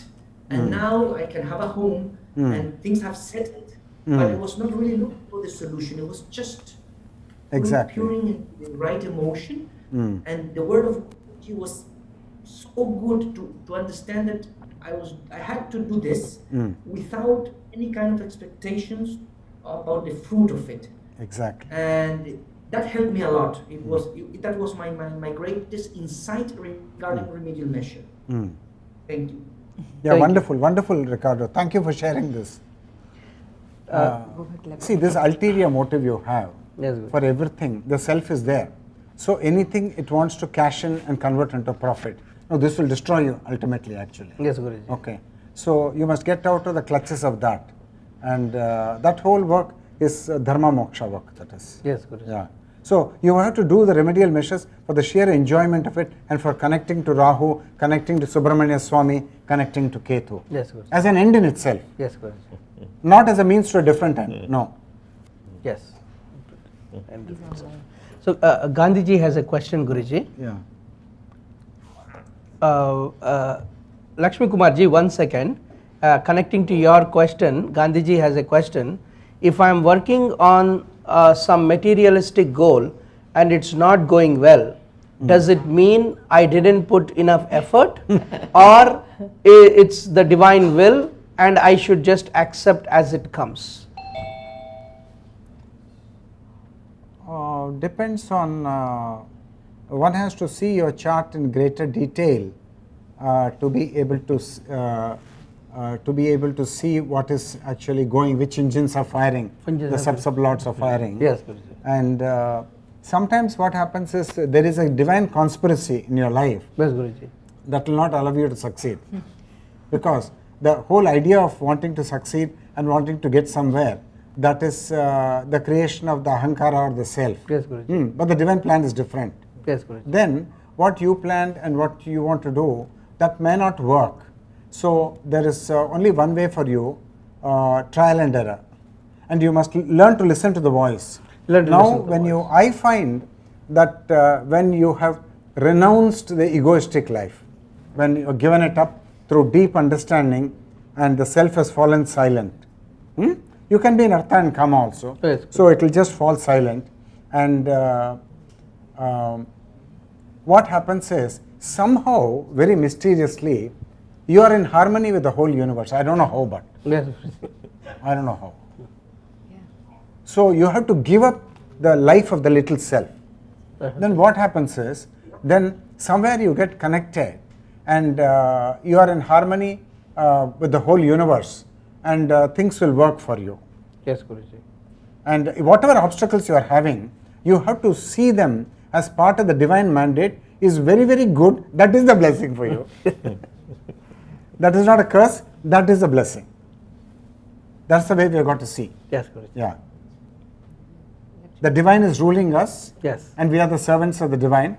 But also, in a very contradictory way and very paradoxically, we are also the beloved of the divine. But he is Chitakpadusunnaru. He is crushing us. Okay. How can you digest the paradox in your own way? You do it in your own way. So a common man, he struggles with that. Yeah. You have to be a slave of the divine. Yes, Guruji. Then you are a beloved of the divine. Now, only in love you can be a slave, right? Yes, yeah. So, in love you be a slave of the divine. Then he is your beloved, you are his beloved. Now work this out. Okay. But you will get contradictory roles. Be very happy, because that is his Maya, his Leela, his whole thing. Without the relationship, without a close relationship, or even without faith, it's difficult, Guruji. Without faith, you are out of you are not admitted into the hall. Yeah, faith is basic. Go ahead, Lakshmi Kumarji. Yes, my other question was, does one person's chart affect the other person? In the sense that, let us say that in a marriage, we have one person who is destined to be either wealthy or famous, but their partner doesn't have such a pattern in their lives. And now these two lives, these two people come together. Now moving forward, who would be affecting the other, and to what degree? See, it's obvious that you bring A and B together. Obviously, A is going to influence B, B is going to influence A. Yes. And every chart has got 9 electromagnetic transmitters and receivers. So, chart A has got 9 electromagnetic transmitters and receivers. Chart B has got 9 electromagnetic transmitters and receivers, and they receive and influence each other. It's a very complex thing. So, Jyotishis, they do what is called compatibility analysis by seeing how the transmitters and receivers, the Navagraha Devatas, the Navagraha Shaktis, how they influence each other. They look at the moons in particular, they look at the suns, they look at Venuses, they look at the 2 Jupiters. And then they will say, and they must do this for the Rasi chart, they must also do it for the Navamsha chart. And then they will say, is the compatibility reasonably good? Nowhere the compatibility may be perfect. As a rule, there may be always slight ups and downs, but we are talking of on the whole compatibility, on the whole, because that's the only thing which matters, that's the only thing which can be guaranteed also. Yes, okay. So now you've got to work this out, and it's a little, astrologically it's a little tedious to work it out for chart A and chart B, because you've got to look at Rasi Puruttam, Rasyadipati Puruttam, Nakshatra Puruttam, then Gana Puruttam, then Mahendra Puruttam. You've got to see something like 11 Puruttams, 11 compatibility tests. Then you've got to also do tests created by modern Western Vedic astrologers who have done research. Yes, good. They come up with their own sutras. You can take advantage of that research, and you can look at it, and then you will be able to get a well-rounded picture. That's the only way we can find out. But influence, yes, most definitely. Most definitively. So there's no way of mitigating it in any way. Pardon? Is there a way to mitigate it? So let's say it's actually a business partner, and one of them has a prosperous future and the other does not. However, they have become business partners, and so that's not a very suitable thing for the one who has got a bright future.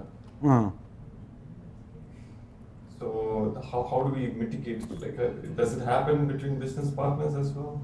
No. See,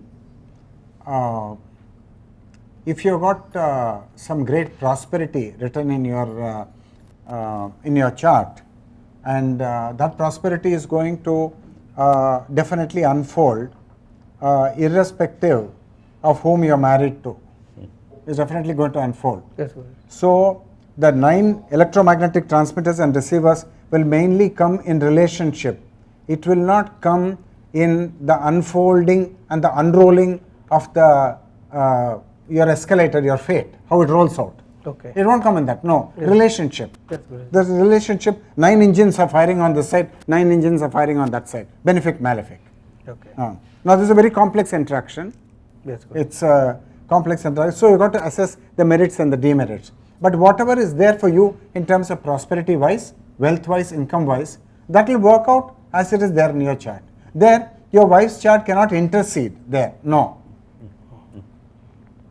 I am just talking about relationship and living together in home life, whether 2 people are fighting, whether 2 people are amicable, that kind of a thing. Yes, Kumarji, you had a question, Kumarji? Yes. With respect to these pariharas, which Lakshmi Kumarji was mentioning, and I'm sure Guruji tells everyone about not having this expectation that everything is going to get resolved, but do it with that love and affection. But invariably in this world, we have seen that for everything that I do, I expect something in return. So it is so difficult for modern man, although we have read in when we are young in moral stories that one has to do charity. But inside the charity, it has always been ingrained into us. When you do charity, you will get punya, you will get blessing. So it is so deep that anytime you do any small thing, even when you go to the temple and you are offering alms to these beggars who are on the side, maybe a very small amount that you are giving them, there is this inside, there is this reinforcement taking place. Oh, I am doing punya. Oh my God, you're a gone case. You're really a gone case. So I've done something good, I'm going to get something nice. So that is the reason probably many a time this pariharas, when it is done, it is probably failing. But that is, I don't know how you got this mindset, but that is, that's why I'm saying your whole life has to be turned upside down. Okay. Now the self is at the top, right? You have to bring it down. The self is the last. As the saying goes, put the donkey last. So you got to learn the whole thing. You got to unlearn and put the self last. It's not important. And there's a very big cosmic plan which is being, which is unfolding and which is a beautiful, like a breeze and wind. It's coming, and you have to just revel in that mystery. What more do you want? You and I, we may die after 40 days. Okay, this is life. Krishnamurti said, live every day as though it is the last day in your life. Why are we wagging our tails? We are so stupid. Life fundamentally is uncertain. Don't you see in the papers, early morning paper, you open the paper, yes, Guruji, and you see that so many people have lost their lives calamities. in some flood somewhere, some tsunami somewhere. Thank you, Kumarji. Thank you. Thank you, Kumarji. Lakshmi Kumarji, thank you so much. Lakshmi Kumarji, some more? You want to talk some more? I just wanted to understand the significance of Subramanya Swami and Ganesha, which was the last two questions. But I think I have 2 more minutes. We have 5 minutes over. So. I actually have prepared a lot of slides just to answer your question. Prepared a lot of slides, and I want to go into it. Is Maggie Jackson and Lamar coming today? Tomorrow? Tomorrow. Sandra is ready. Sandra is ready. Yes. Okay. So, Lakshmi ji, we will do this tomorrow. I'll find time for you. Very well. Yeah, we'll find time for you. Namaste and thank you so much for being present in the conference. Prabhaji, namaste to you. Oh, thank you. Yeah, namaste. Lovely to see both of you. Thank you, Lakshmi Kumarji. And Sandra, how are you doing? Hello. Sandra ji, how are you? Fine, thank you. And you? Yeah, I'm fine. Thank you.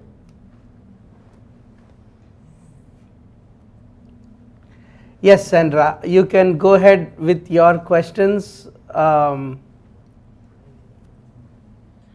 Yes, as I have been showing previously, I think it's quite interesting to discuss the power of Sankalpa, of how the power of intention can change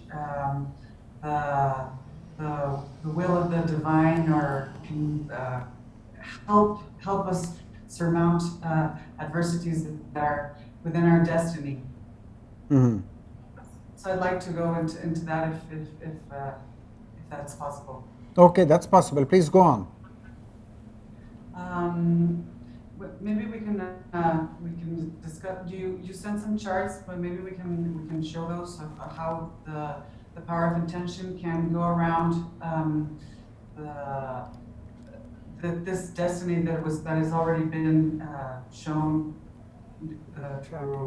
through what was God's will at the time and place of birth, and what is showing up during the transits of planets throughout our lives. Mm. You want to take up this chat? How do you want to go about this, Guruji? As Sandra ji, Yes. I sent you 2 charts. Yes. One is the chart of the avatar of astral travel, Robert Yes. Monroe, Yes. American avatar of astral travel, very extraordinary chart. But I sent that chart for you, not so much for the power of intention, but for you to bring out how the separative planets work, the Lord of the 12th house, how it works. And Robert Monroe had the extraordinary gift of coming out of his body, the consciousness, getting disconnected from the body, and then traveling to all sorts of places. And it is a gift, either you have it or you don't have it. And I wanted you to delve into the mystery of his ability to come out of his body, and that is sourced in the influence of the 12th Lord on the ascendant house. That's why I sent this chart. Other chart I sent was to illustrate retrograde planets, because retrograde planets, they do not give results unless and until. They do not automatically give results when their sub-period starts. When the engine starts firing, you won't get result. No, as you get for direct planets. But the individual has to take a sankalpa from inside. Till such time, the energies won't manifest outside. So, it's very good for the spiritual life, and it's not so good for manifesting things in the outside world. Good for the spiritual life, yes. Because inwardly you are you are more introverted and you are going inward, Yes, Guruji. but not good enough to manifest the energy outward. And very good sutras given by the American Vedic astrologer James Braha, and other Vedic astrologers have also mentioned how retrograde planets act, but in the essay of Professor Chowdhury, Yes, retrograde planets are treated on par with the ordinary planets, and I don't go with that. Okay. I don't go with that, no. That's why I'm saying you've got to learn to think independently, Yes. looking at more and more cases, whether a sutra supports a chart or a sutra does not support a chart. And therefore you must have plenty of rich data, life data. Only then you can apply the sutras and see if they're working or not. Yes, Who wants to ask? Sandra's talking. Yes. Yeah. Sandra. Yeah, please go on, Sandra. No, you were going, yes, I think it would be very interesting for you to illustrate on the effect of the retrograde planets here on the charts. Maybe you can go into a little bit more detail about that and how he was able to manifest this out of body travel, and how is that influenced by the retrograde planets? Okay, she wants me to do it? Yes, Guruji. Okay. She is asking how this Mercury, the retrograde, Okay. Influence. Okay. Can you make it bigger? Yes. You see, Sandra ji, here Mercury, notwithstanding its extraordinary old age, it is in its own Mulatrikona sign, and it is about, you can see 2 degrees and 1 degree, 3 degrees, 3 degrees 20, 340, 3 degrees 40 minutes. Yes, sir. Now when Robert Monroe was more than 40 years old, he never used to go to the church. His family used to go to the church, and he was a researcher, because you can see he's got a strong 5th house, strong Saturn, and he has got Jupiter introverted, he's got Saturn introverted. Oh, 1 second, Guruji. Sandra? Yes. Oh, did you say something? Yes, because it was not too clear. You were saying that he didn't go to church until he was 40. What was it that you said after that, Guruji? Okay, so the point I was trying to make is that he was a researcher and a very, very deep thinker. That's right. And prior to this phenomenon breaking out, this astral travel phenomenon breaking out, Robert Monroe used to write a lot of creative programs for radios in America. Yes, right. And he was on the media, he's the media person. So you can see the 3rd lord influencing Venus. Yes, and Venus means media and everything, creative work, yes, a lot of creative work. Yes, right. So the 3rd lord is influencing that. So he's doing a lot of profound interest and profound curiosity. And similarly, Jupiter is also influencing Saturn, the 5th lord. The 5th lord. So there's too much of creativity. Yes. There's too much of creativity. So he's contemplative. He's a contemplative. And so when the family used to go to the church on Sundays, he's doing experiments and research at home. That's what he's doing all the time. So what are his experiments? He is experimenting with sound waves and in Yoga Nidra.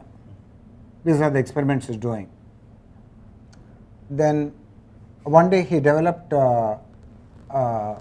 infinite amount of pain in Manipura chakra. Yes, Guruji. Here. And few days after that, the Sukshma Sharira came out. Yes, Guruji. And then began astral travel till he died at the age of 80. 40 years. So he is an avatar of astral travel. So we need to understand his chart and how it works. So now in theory you hear it said in Vedic astrology that whatever house or planet the 12th lord influences, it will separate you from what that thing signifies. Okay, so here the 12th lord is influencing the ascendant house. So it will separate you from your body, it will separate you from the notion that you are a certain self, it will do the separation. Because 12th house is a separative house. Separative house, separative lord. 12th lord is separative lord. Separative lord. But there is a 3 And 3 degrees and 40 minutes distance, it's not very close, no Guruji? Very good question. That is why it happened soon after his 40th year. 10 degrees. Okay. Because So decade per degree rule. Decade per degree rule, okay. Decade per degree rule. 10 years of your life means 1 degree. Yes, Guruji. So it did not happen till 40, Yeah, even though he was experimenting, he was doing a lot of things. Yeah. I found one Indian Tantra master, a very well known Indian Tantra master in California. His name is Harish Johari. I studied 1 or 2 of his books, very creative. And he said that the destiny will unfold only from 40 years onwards. Till then, it will be in the womb of time. Antargarbhitanga. Okay. In the womb of time. This is for anybody. So, it's a universal law, what he said. Universal law. Osho also says. Oh. What is it Okay. that you wanted to bring out about the retrograde planets in this chart, Guruji?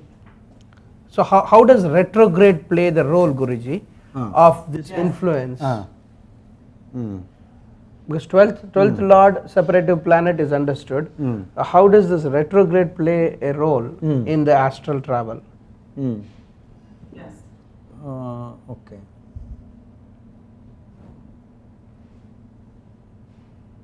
I must go back to the document and see. I'm not sure about how the thing will happen for separative planets. And but we know from his life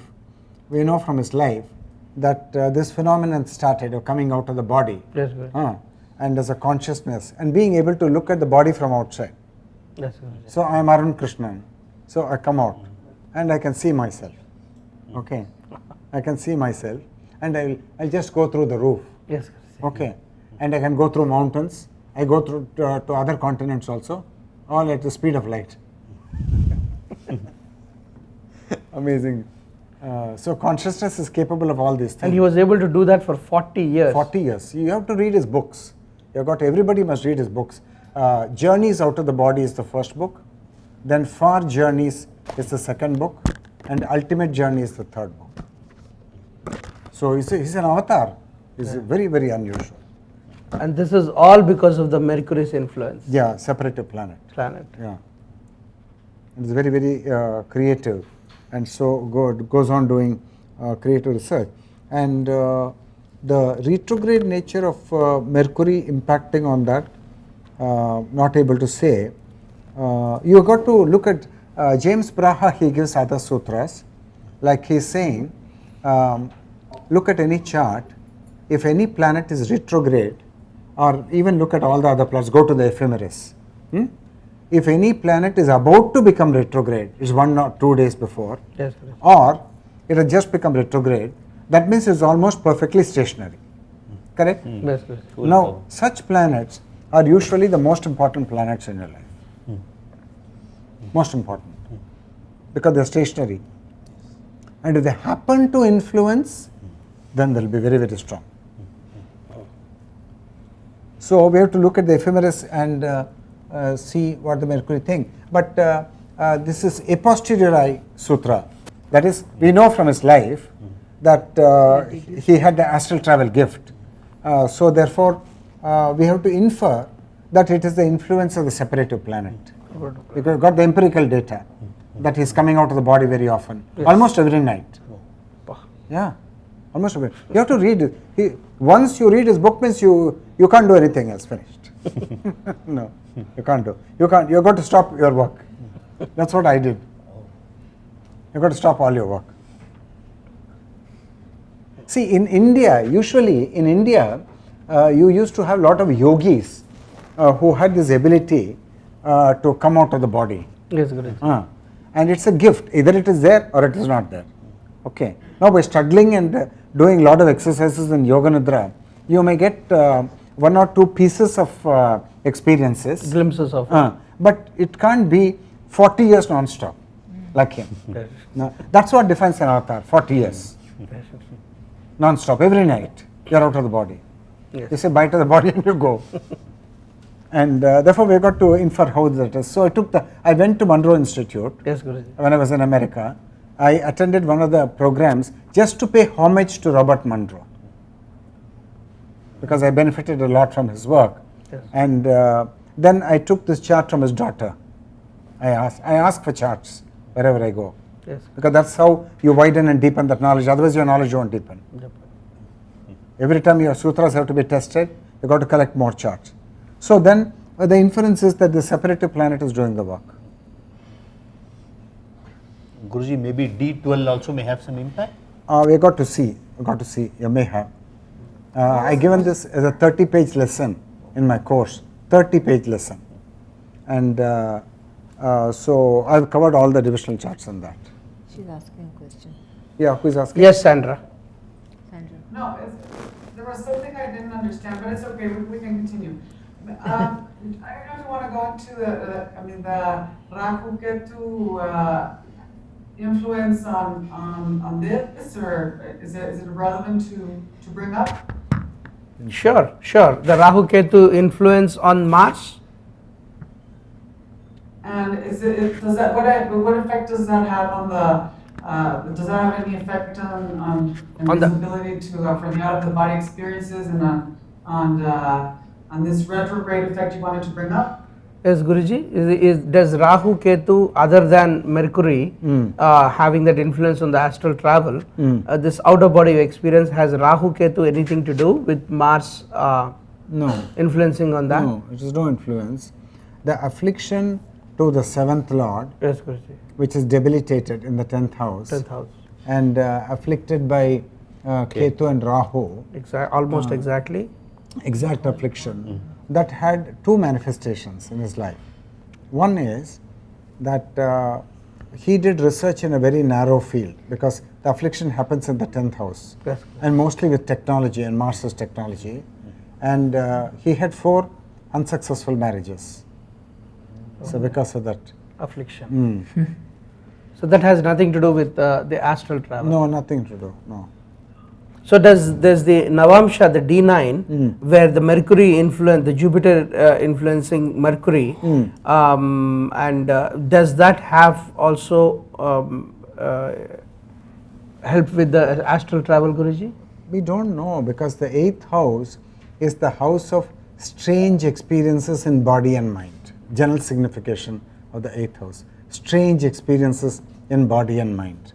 So 3 planets accumulated in the 8th house, the ascendant lord and the 5th lord and the 3rd lord in the 8th house has given him so many experiences.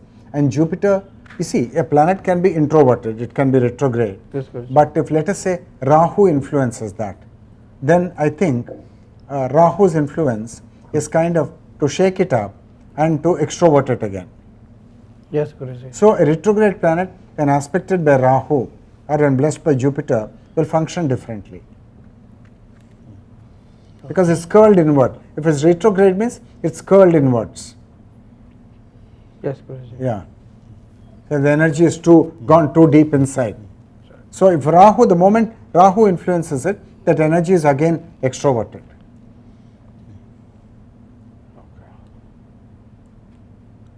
Guruji, one more thing is, as per Shastras, Sukshma Sarira is made of Pranamaya, Manomaya and Vijnanamaya koshas. Actually here, to take it that way, 3rd house, 4th house and 5th house we can take it. Pranamaya is 3rd, 4th, 5th. Exactly 3rd, 4th, 5th, all lords are there in the 8th house in the Navamsa and seeing the 12th lord. Correct. Seeing the 12th lord.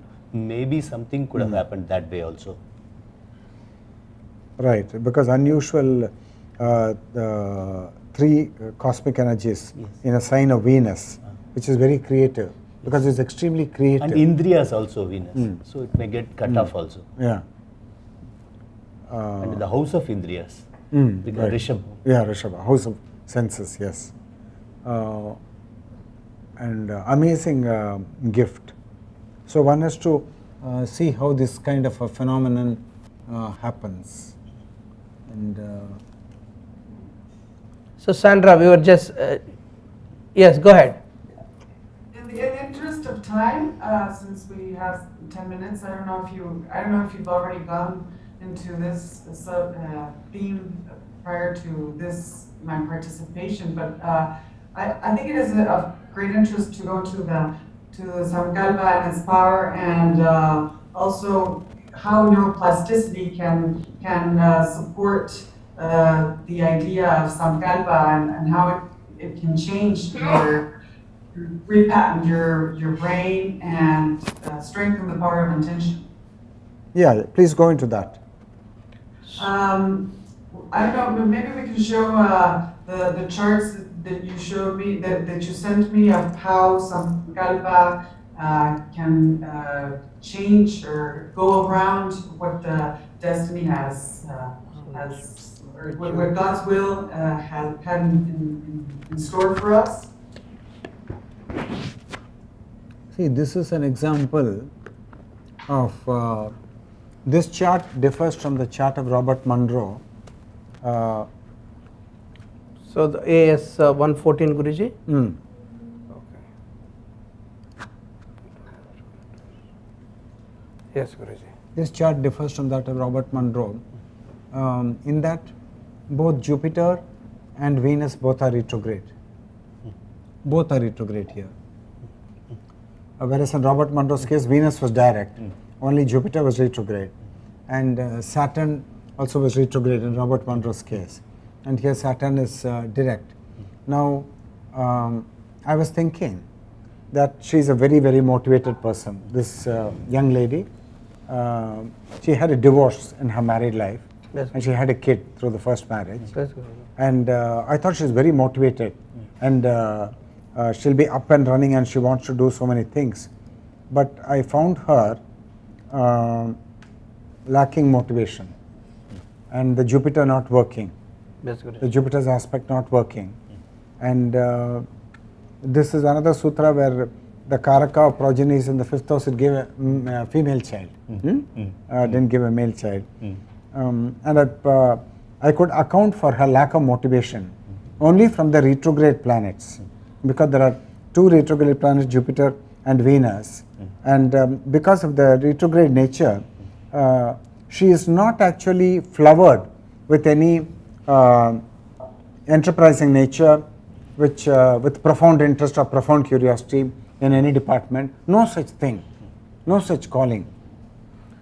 Okay, Guruji. So, as far as Sankalpa is concerned, because there is no calling for her like that, I mean, based on the charts and the planetary positioning, so this person, this kind of a person cannot have any kind of intention, Guruji, cannot develop any intention? No, can definitely, because she's got strong Mercury, she's got strong Saturn, she's got strong Mars.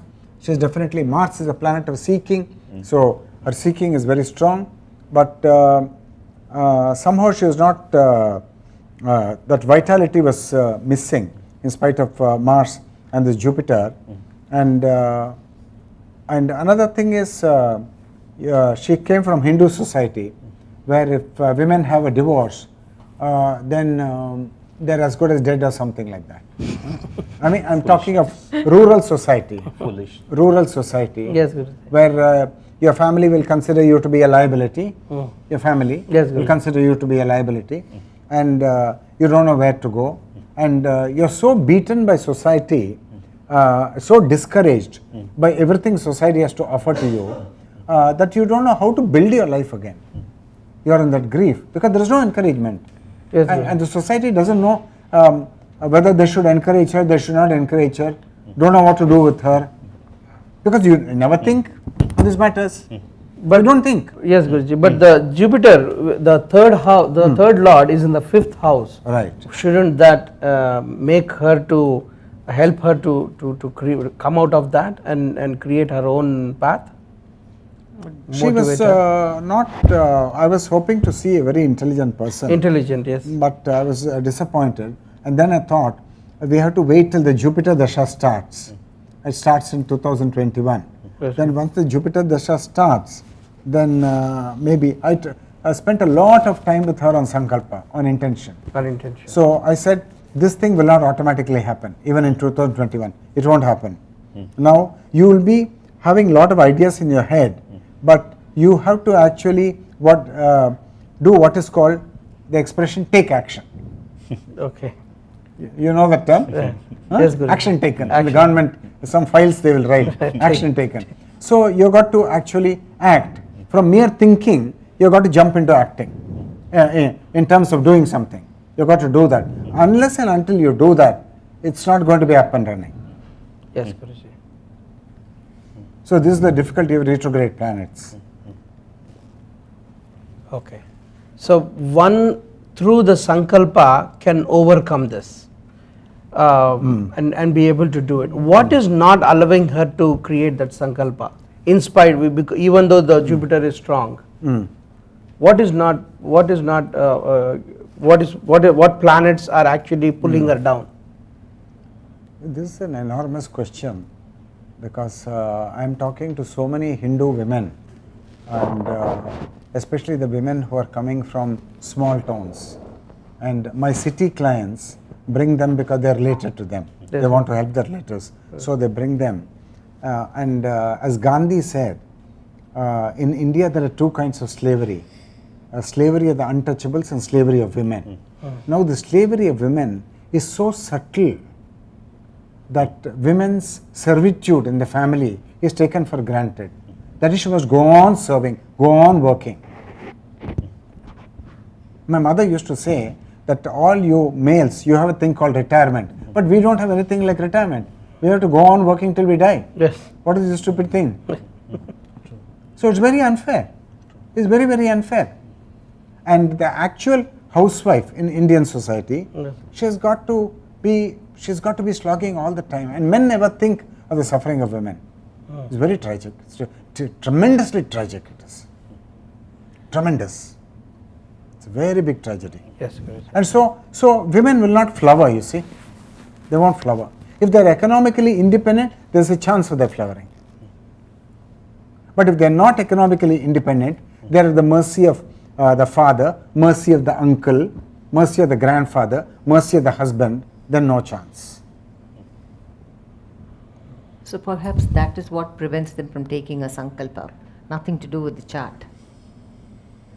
So the social milieu is so pressure. inhibitory. Yes, inhibition. That they can't take a decision. They won't be permitted to take a decision. Yes. And it may not come to fruition at all. Does Mercury in the second house and Ketu in the 12th house have anything to do with it, Guruji? No. No. No. Well, they're far away from the MEP, and even Ketu does not afflict Mars. Mars is very strong, exalted in the 4th house.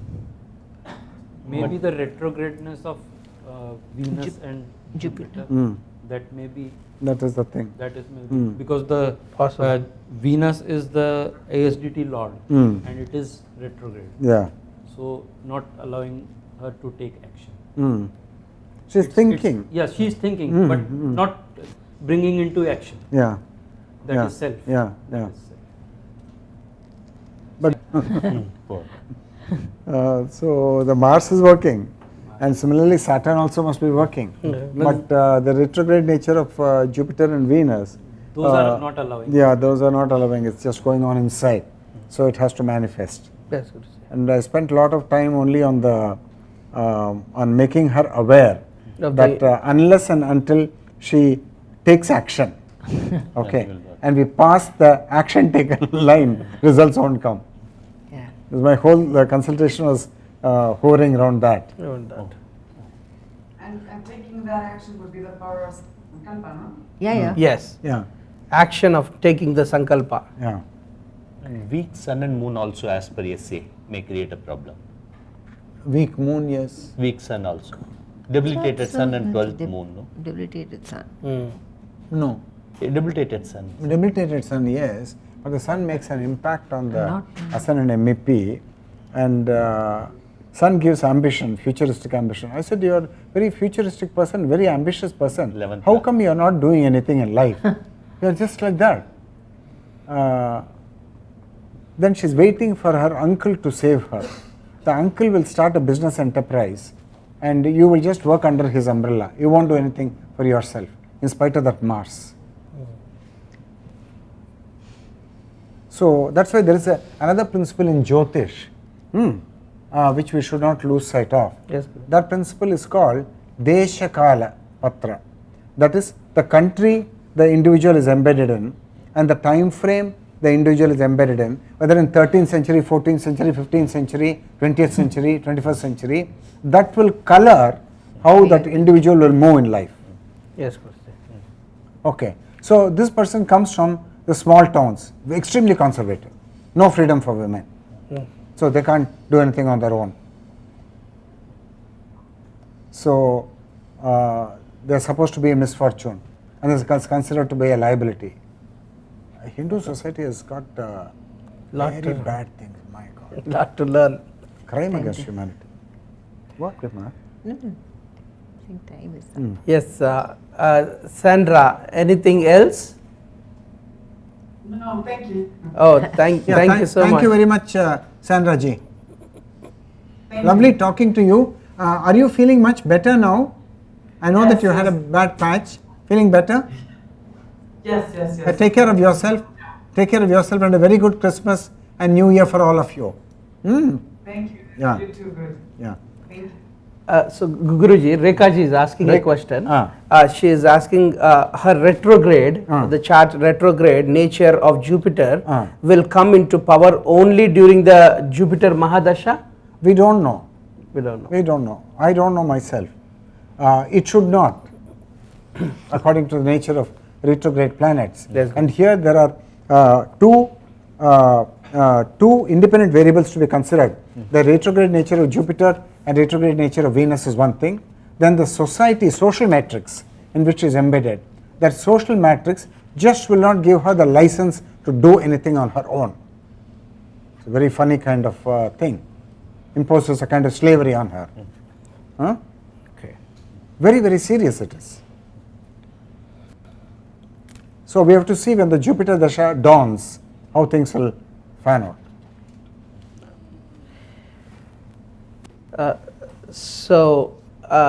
Sandra, is there anything else? No, thank you. Thank you. Namaste, Namaste Sandra ji. Namaste. Now take care of yourself. I don't see. Or what is that? do I disconnect or just? No, you can stay. You can stay. Yeah. If you Turn your can, mic off. yeah, if you don't mind putting it on mute. Yes. Thank you so much. And Ramarao ji is not here. So Rekha ji, can you start your 15 minutes. your questions? Madhuji, there's a question from Gandhiji. Old one. There's an old one, yeah. No, the second question also? There's a second question. 1 second, let me check that. Oh, Gandhiji has a second question too. If I don't have a goal in life, is it good to have a goal and work on it, or is it good to take life as it comes? If you don't have a goal in life. If you don't have a goal in life means we should not be misled by words. There will be some small day-to-day goals, but there may not be a big goal. Goal for the decade, purpose of life on the whole. That won't be for every member of the human family. Yes, sir. No, it will not be. But it is still okay if you don't have a goal. It's perfectly fine. See what is natural and appropriate for you. The essential center point of life is that you have got to approach life from the Ananda stage. And the whole of life is about being rooted in Ananda or seeking Ananda. Whole of life is that. So long as you are rooted in Ananda or you are seeking Ananda, all should be well.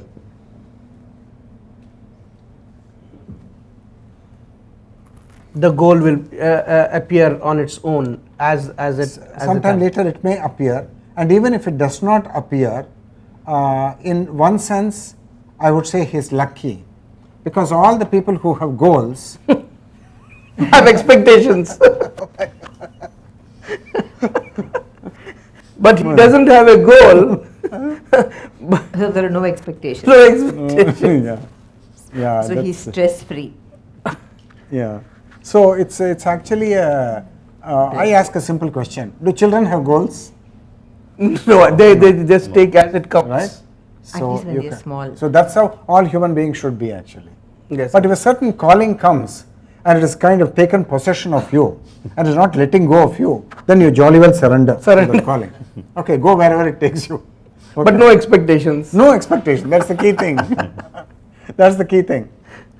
And if you are not having a goal, yes, and you are very happy, you have to be happy. That's the key thing. That is the key thing. Ananda. So long as you are in Ananda, everything is fine. Yes. Nothing is amiss. Okay, so we will go ahead, move forward, Guruji. Rekha ji. No, no, we can't hear you. Can you, I don't know if it is the headphones, you can remove the headphones and put it back again. Yeah. Hello? Yes, now it is clear. Now it is much clear. Okay. Thank you. Okay, Madhuji. So, can I go ahead with my questions? Yes, Rekha ji. Okay. So, my first question is related to the Atma diagram, Atma in astrology diagram. So, we can see the Atma attaining Ananda when he has benefic or strong planets in the 4th house, 5th house, and 9th house. Is it because of it being the 4th house being the home environment, 5th house being the house of progeny, education, and romance, and 9th house being Bhagyasthana, the place of luck and spiritual knowledge? So, why are we not considering the other houses, that is the 7th house, 10th house, 2nd house, or the 11th house in this perspective, in spite of them being important zones in a man's life? Okay, this is an extremely important question, and I found by looking at the charts of many people who I'm meeting, yes, that if a person, let us say, has got the 10th lord strong in the 10th house or the 10th lord strong in any other benefic house, then the person gets Ananda through the sphere of profession. Yes. Now, if you get the 3rd lord strong, then you will get Ananda in all your enterprises and in your profound interest and profound curiosity and in your ventures. If the person has got a strong 5th lord, then the person will be very creative, and his emotional intelligence may be high, and he may be interested in teaching and learning. Yes, sir. So he'll get Ananda from all of these activities. And if it's a strong 9th house, you may get Ananda through your father, or through teaching and learning, higher teaching and learning, or through your faith you may get. So irrespective of the 4th house, the 5th house, the 9th house, any house in the chart, any planet or any house when strong will give you Ananda in that sphere of life. Yes, but what the mind will do is, you will say that I like this very much. You'll say, I like this very much. Why do you like it very much? Because actually you get Ananda from that. Yes. Okay. Because you have a strong lord pertaining to that sphere of life. Now, the 4th and 5th and 9th are very, very special. First of all three are Sattvic houses. 4th house is Sattvic, 5th is Sattvic, 9th is Sattvic, and 4th is Atmasthana. Atmasthana. So, anybody with a strong 4th lord in the 4th house or with a strong sun will, with a little bit of difficulty, if they are not too materialistic, there is not a materialistic calling, will be able to get the hang of this Atma. Otherwise, because this Atma is imperceptible and it is the subject, it is not a knowable object. Yes. So, you can never know the Atma because you are the subject and the Atma is you, finished. Yes. So, how can you know it? You can't know it. So, you are always only that. Okay. But to actually understand that you are always that, yes, and say, yes, now I got it. The perceptibility has to be there. Perceptibility has to be there. The 4th house can be strong, the sun can be strong, then you will get this truth. Yes. Okay. Now, in the difference between the 4th house and the 5th house is, the 4th house is take a bucket of water.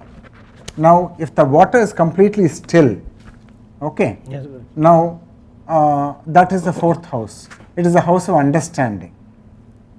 Okay, house of understanding. The still waters, no movement. No movement. Okay.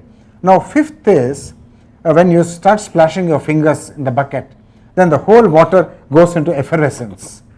That is 5th. So, the 4th is love and the 5th is love in expression. The 4th is love per se, love rooted in being and getting the essence of the Atma. And the 5th is love in expression, that love is expressing itself. Usually, how does it express itself? Through bhakti, through romance, through music, through all creative works. Yes. Because the whole of the art world, the people in the art world, the musicians, the artists, they are actually much more happier people than the scientists.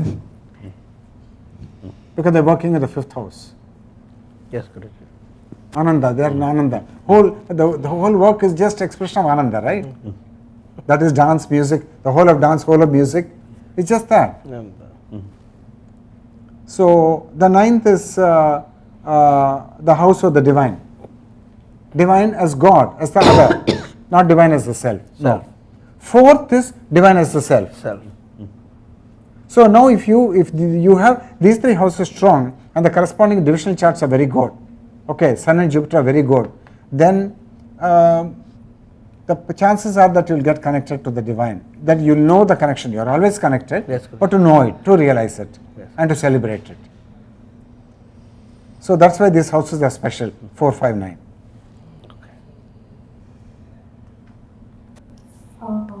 Okay.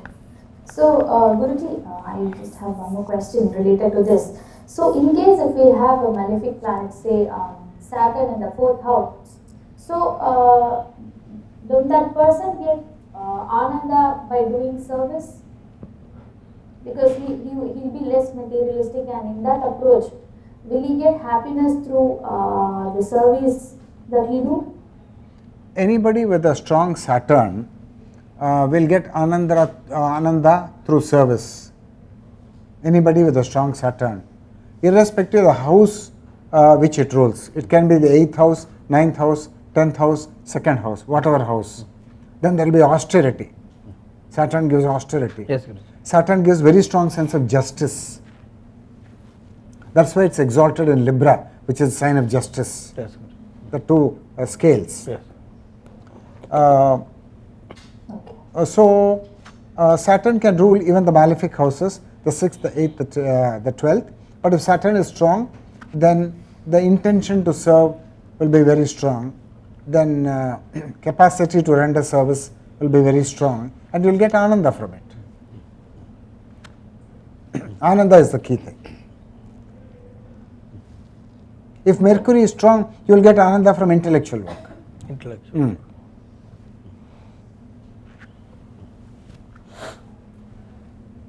So it doesn't necessarily to be a benefic planet, right? Even with the malefic planet, if it's strongly placed, the person will get ananda from that perspective. Definitely.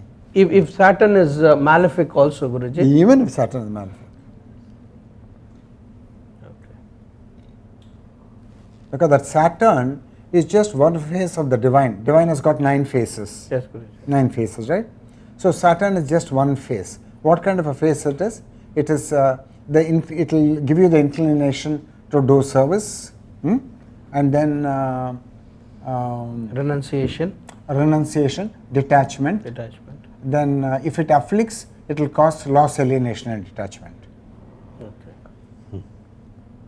And if it is on the MEP of the 7th house, it will give celibacy. Okay. Yeah, austerity in the sphere of the 7th house. Yes, Guruji.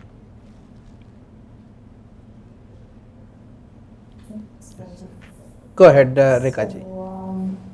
Yes, I have just one more question related to this, the Atma and the houses.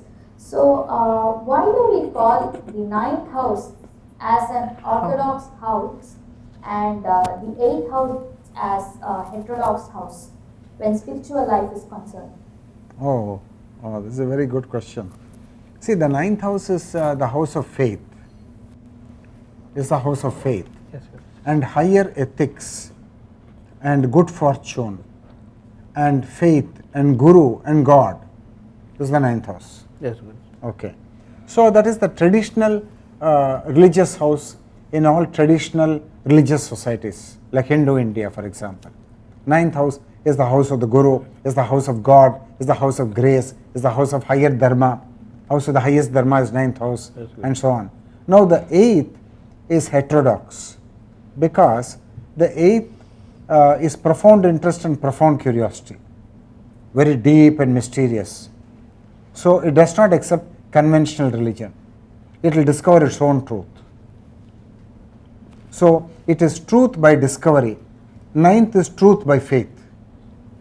So which is superior? Actually the 8th is superior, because truth is discovered. Truth is not just believed in. Truth is not just subscribed.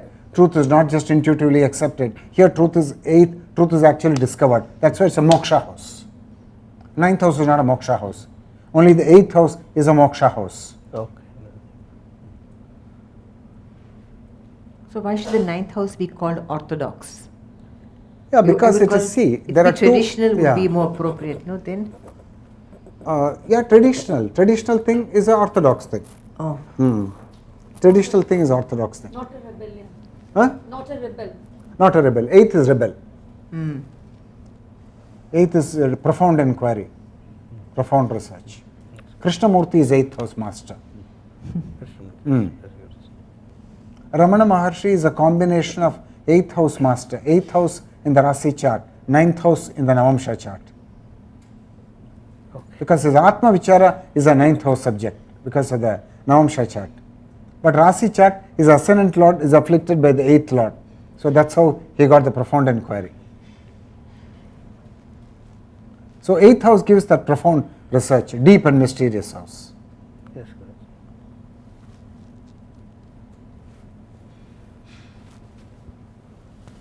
Okay, and do I have few more minutes? Yes, go ahead, Rekha. Okay, and one last question related to this houses. So I just read like the happiness comes through male progeny for the 10th house. So why don't we say the same thing for 9th house, because the 9th house would be the 5th house from the 5th house, right? So why don't we say that the happiness through male progeny comes for the 9th house instead of the 10th house? I didn't follow the question. Can you repeat the question? Sure, Guruji, I'll do that. So in the description for the houses, I read the 10th house description stating that the happiness comes through male progeny. It was like one of the criteria of the 10th house. So I am just asking, like, why shouldn't we say that term for the 9th house? Because 9th house would be like the 5th house from the 5th house. 5th house is the house of progeny. So why are we using that term for the 10th house instead of 9th house? No, the 10th was just an example I mentioned. In fact, what I said about this Ananda is applicable to any house and any lord. She's talking about male progeny. Male progeny. The 10th house is represents the male progeny. No. Happiness through male progeny. That is Essay Sutra. Essay Sutra. That is Essay Sutra. 9th from 2nd house. That could be the reason. No. Bhavan principle does not exist in the essay. Please understand. Vedic is different. This is different. That is different. Bhavat Bhavam. She is applying the Bhavat Bhavam principle, and this is you see. If you go to Parashara's Vedic astrology, then Parashara says that the lord of the 2nd house and 7th house, they are Maraka planets. Okay, they are death-giving planets. Now, can you make sense out of it? Can you make Vedic astrology? Can you make sense out of it? But even Krishnamurti Padya accepts it. No, therefore wait. Therefore, it calls for research. Yes. Okay, but can you accept it? No. No, I can't accept it because we are not learned in Vedic astrology enough. Yes. You understand? Yes, Guruji. That is why we have got to look at it. I've got my own way of fathoming death, which is not the Vedic astrology way. So we are surviving with those sutras. But now we must start new research about taking Parashara sutras of the Marka planets, and then we must see number of charts where the Parashara sutras on death are being fulfilled, and then we will incorporate it. But on the face of it, what will the second house and what will the seventh house have anything to do with death? Nothing. Similarly, how can the D12 charts have anything to do with parents? Just tell me. Doesn't make any sense, right? Yeah. But these are absolutely irrevocable sutras. D12 parents. Yeah. So you can. So a sutra can be very funny. Like the 10th Lord can give happiness through male progeny. Now you have got to keep on testing the sutras. Keep on testing. That's how you will learn. It's not a question of believing a sutra. If you're believing a sutra, you're not learning any Vedic astrology. Please be clear. So you've got to investigate, you've got to inquire, you've got to be very patient, and you won't get this knowledge overnight. No. It will take years. But definitely you will be on the ascension. You will keep moving forward. It will become deeper and deeper with every month, with every year, and the mystery will deepen.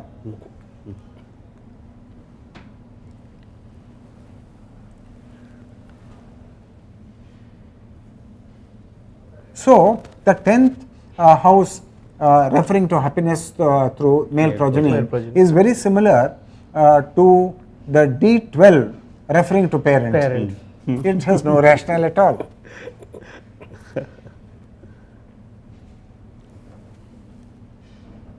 Okay.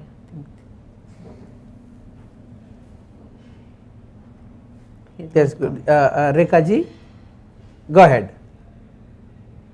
Yes, Madhuji, I think I'm done with my questions. Done with the questions. Okay. Thank you so much, Rekha ji. Yeah, thank you so much. Thank you very much, Rekha ji. Thank you for coming in. Please. Thank you so much, Madhuji. No, thank you for coming in and bringing your bright questions and adding your presence to this conference, which is what makes it very interesting that so many of you have come forward to contribute to it, and in such a significant way, right? Yes. Yeah. Everybody, it's amazing. Yeah, it's my pleasure, Guruji. Namaste. I really feel blessed to join this conference. Thank you so much. Namaste. Namaste. Guruji, can we take Lakshmi Kumarji's question by all means at this time that you wanted to he wanted to ask about? Lakshmi Kumarji. Yes. You wanted to ask the question. What was that question? He had two more Great, questions. great. This is got to do with the remedial measures and praying to Subramanya Swami and Ganesh. Okay, we'll go into this. This is very profound. This is very profound. Nobody understands this. Okay. There's only blind belief. There's only blind faith. Nobody understands this. Absolutely. No. The rishis must have understood. Yes, Guruji. Yeah. Others don't understand. Okay, now you've got to go to the Abhisheka of Venkatachalapati in the PowerPoint. Okay.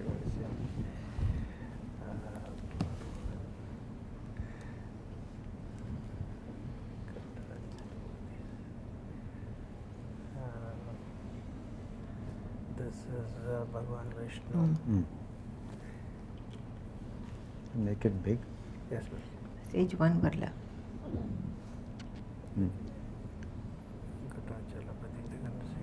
That whole sequence, yeah, culminating in this. Culminating. This is the last picture. Yes, Guruji. One, it's come, yeah. This one. Let me see if I can share this. Yes, Guruji. Let's see if we can. Lakshmi Kumarji, can you see this? Yes, very well. Okay. Yes, Guruji. Okay. You see, the great God Vishnu, who is the immanent aspect of the divine, as Shiva is the transcendental aspect of the divine. Transcendental means completely beyond this world.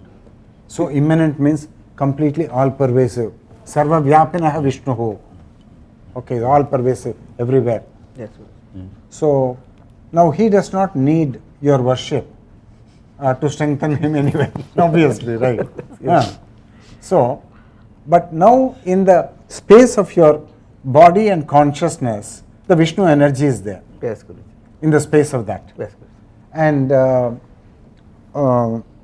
there the Vishnu energy can be in shortfall. That is when Mercury will be afflicted for you.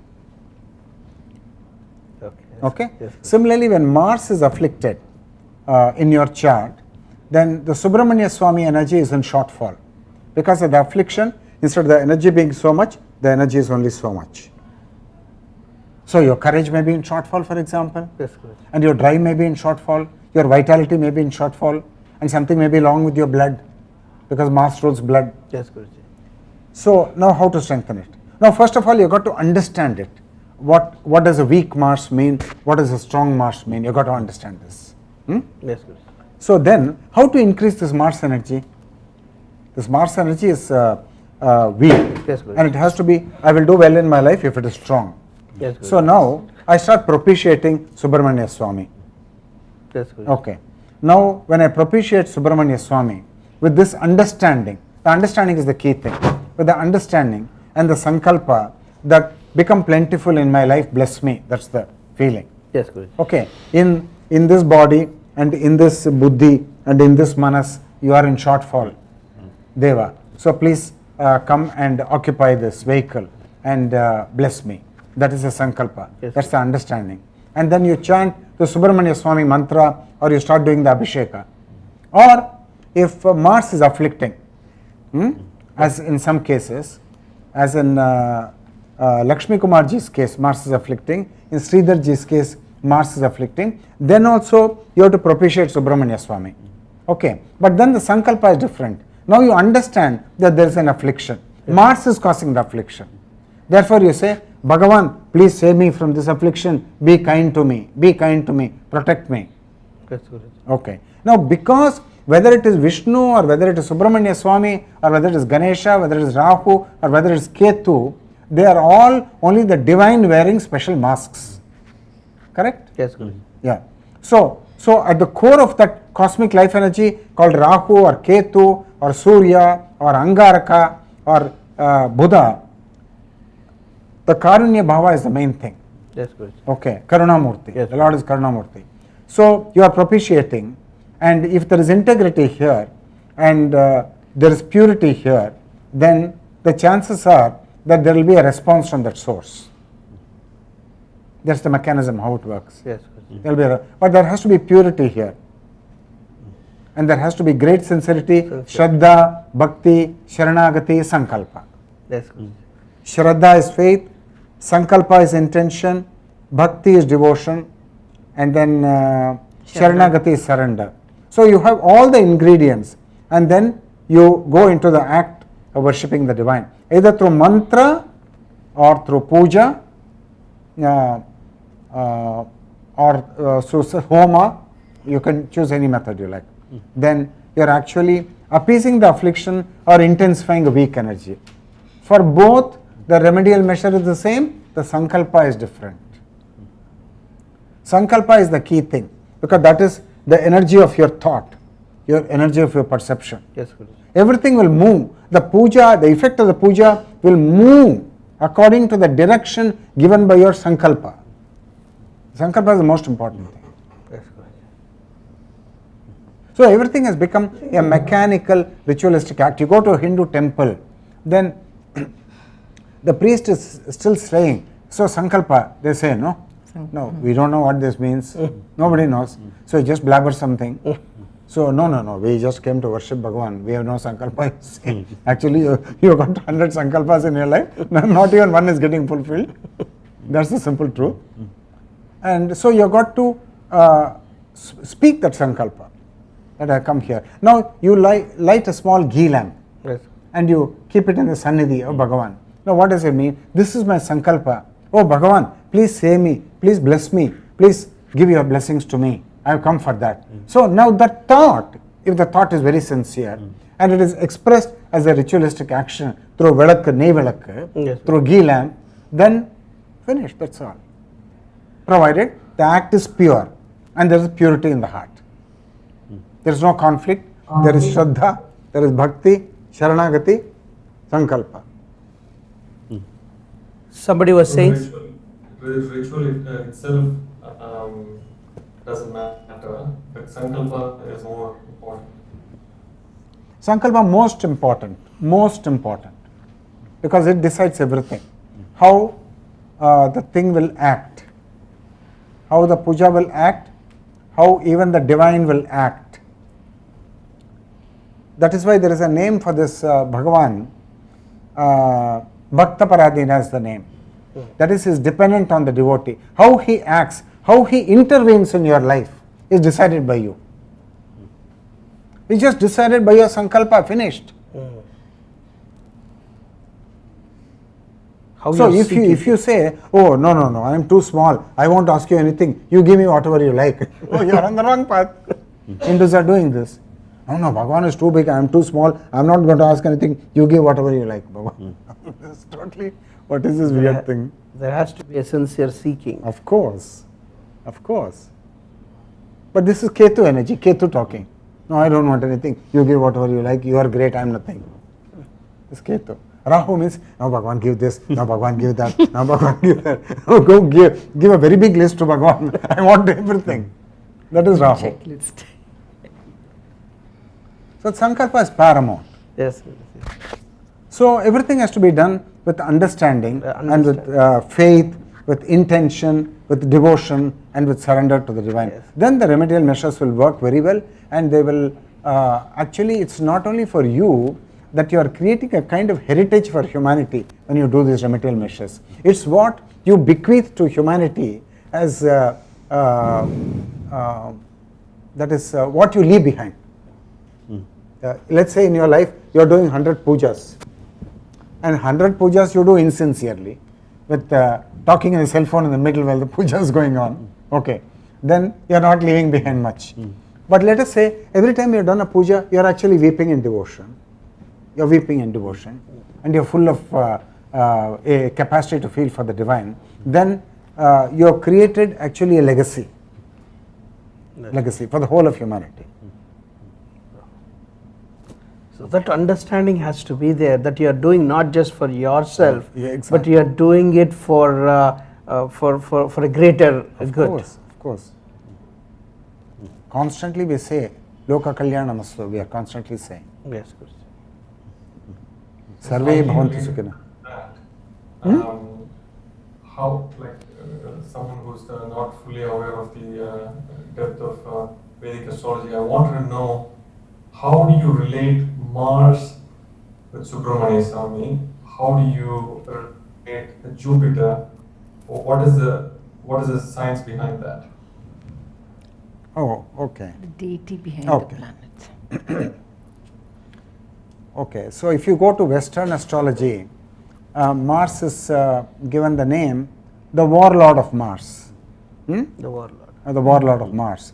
And by going on studying charts of people, so after astrology took birth from astronomy, then you go on looking at people, and people who got strong Mars and people who got afflicted Mars, then you find out that this Mars energy is basically the energy of the warrior. Energy of the warrior it is. So now in your Puranas, you have an warrior as one of the sons of Shiva. That is, what does it mean, son of Shiva? It's not a story of father gave birth to son, it's not like that, no. So Shiva is the father in heaven, he is the Paramatma. Is unmanifest. Is unmanifest. Now from him, two energies burst out. Only two energies. One is being, another is becoming. Ganesha is being, Sattvic. Subramanya Swami is becoming, is Rajasic. Okay? Yes. Then by looking at charts, trial and error, you find out, oh, this Mars means it's the warrior energy basically, the energy of courage, the energy of entrepreneurial drive, the energy of vitality. Okay. Yes, yes. Mars people are very interesting because they've got too much energy. Aggressive. Aggressive. Yes. So by trial and error you found this out. You found it out. After astrology took birth. Initially it's a kind of slow evolution and development of that knowledge. First of all, there was no astrology in the beginning, there was only astronomy. And then astrology took birth. Then you begin to look at all the charts where Saturn is strong. Then you find out wherever Saturn is strong, you find that the person is a renunciant, the person has got a service, very good in service. Yes, Guruji. And so you start assigning now general significations to the cosmic life energies. So Mars means courage, Mars means aggression, Mars means insensitivity, Mars means cruel, Mars means killer instinct. Killer instinct. So you discover like this. So the knowledge has come a whole long way, thousands of years. Human beings have gone on observing, and every astrologer will give his own new sutras like Professor Chaudhary. Here Professor Chaudhary has added something to that stream which is going for the last 10,000 years. Yes. Added something significant to that river of knowledge. Yes, Guruji. And other astrologers also are there who added like this, but this is a wonderful predictive. This is called Hora Shastra, predictive knowledge. Yes, Guruji. Astrology has got another branch called Ganita, that is calculational astrology, which Brian Conrad and Andrew Foss they are doing, people who work with the software. And then Samhita, or philosophers of astrology, and they give a broader and deeper understanding of astrology, and that is not so mathematical, that is philosophical and spiritual understanding of astrology. And this is Hora, predictive astrology. Yes, Guruji. So basically through observation, one connects that the planet Attributes. with the deity. Right. And that is how Ganesha and Subramanya Swami is being connected through that observation. Yes, Lakshmi Kumarji, you are saying something? Yes, and this has got very little to do with the Puranic story of Subramanya Swami or Ganesha, because according to the Puranic story, Subramanya Swami indeed has not a very good relationship with his parents. And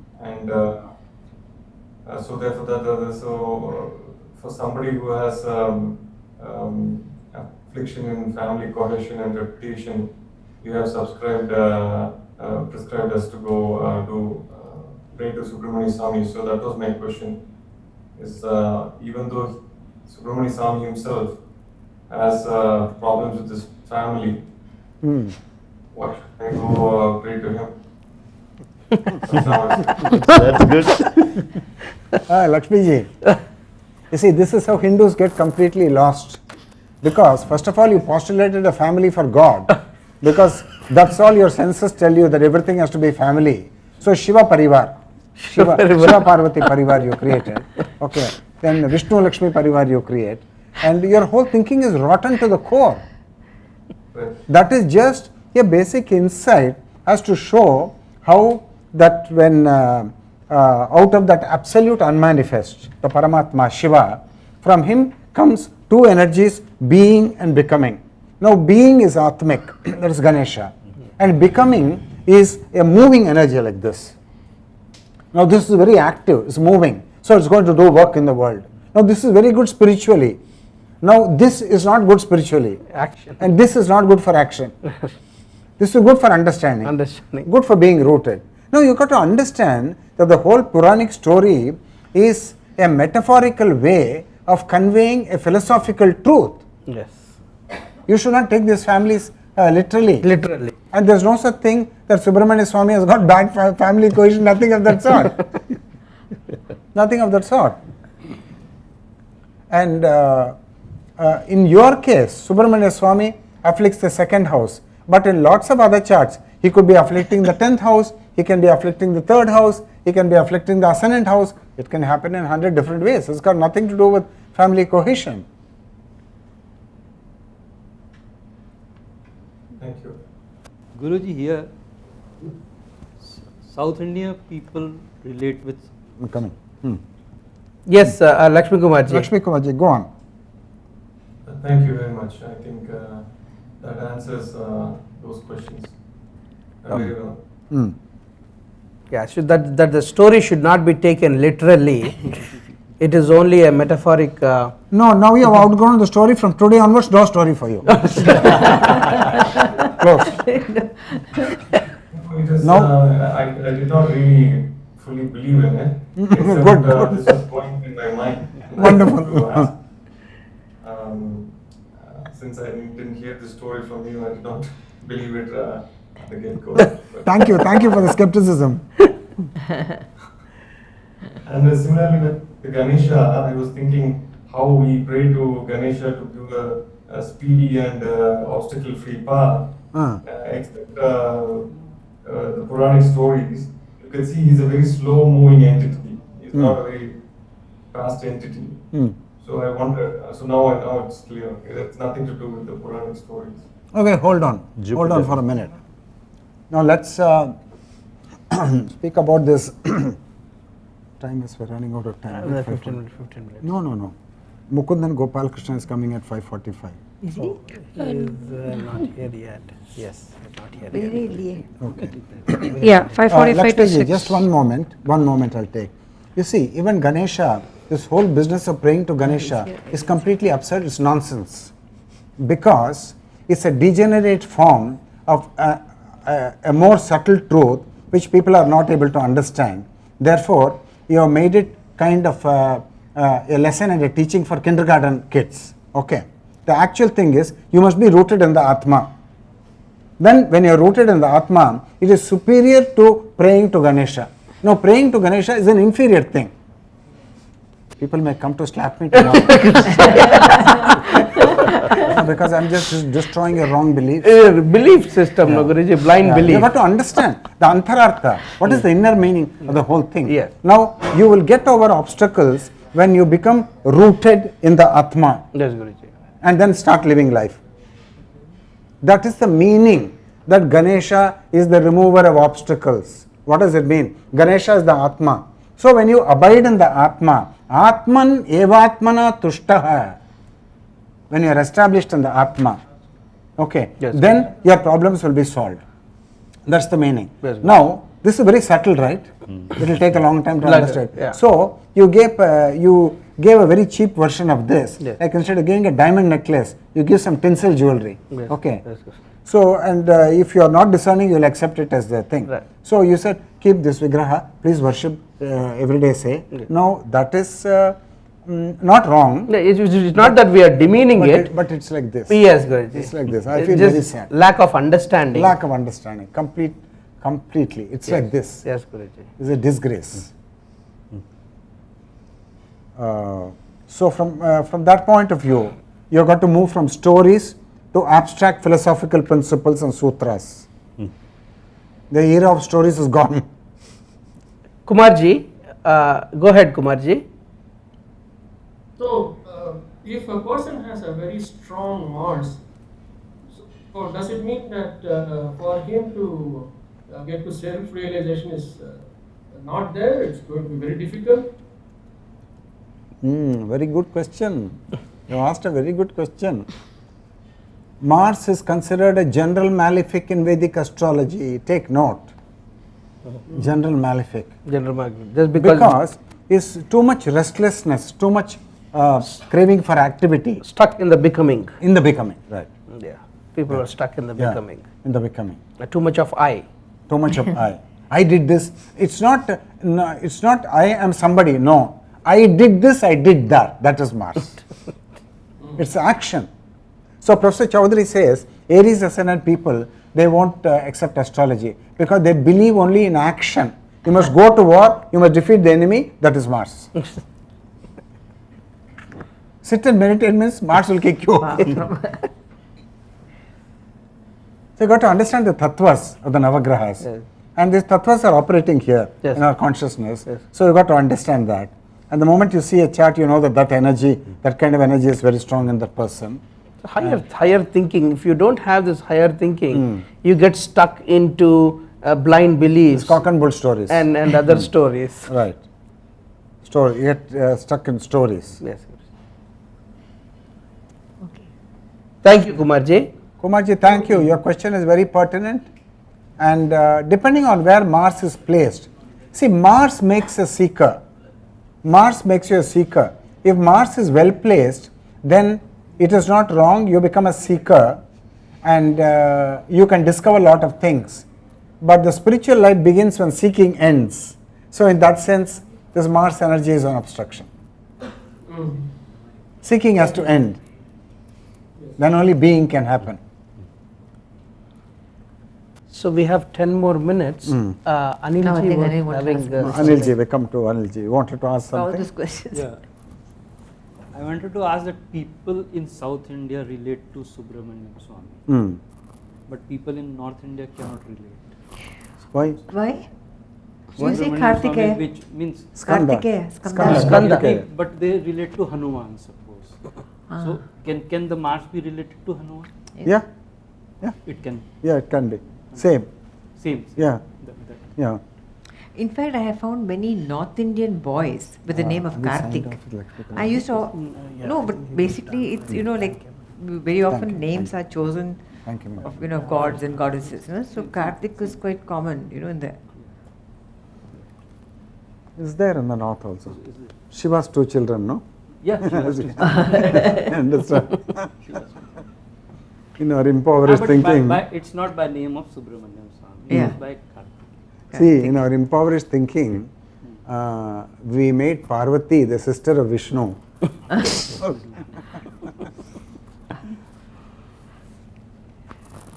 So Lakshmi Kumarji, thank you so much, Lakshmi Kumarji. Is there anything else? I think he's not there. He's gone. Nothing yet. Nothing. Lakshmi Kumarji, thank you very much for coming on the program, and it was lovely to have you participate in it, and your questions were very good, as I've already told you. Thank you. Yeah. Guruji, Rekaji is saying, I have observed many North Indians saying Kartikeya is elder and Ganesha is younger. Is it true? We are going into the stories now. Now, people say in the south, they say Jeshta Putra. So Ganesha is the Jeshta Putra, is the eldest son. And sometimes it's you reverse. So you find so many editions of the stories. Okay. So why not move from the stories to principles, to sutras? Yes, Guruji. So if you get stuck in stories, means your thinking will be very crude and meant for actually. So the thinking at the story level is not relished by a mind which has become philosophical and very deep. No, it can't. Yes, no. These are for children. These are for children. This is a beautiful way of saying it as being and becoming. Of course, that is the real thing. Tattva, that's the tattva. Tattva. Being and becoming. Yeah, one's nature. And the being son took after the father. The becoming son took after the mother, because the mother is all becoming only. Becoming only. Because Adi Shakti is all becoming only. Yeah. And this is Shiva. Yeah, Shiva. The being. Yeah.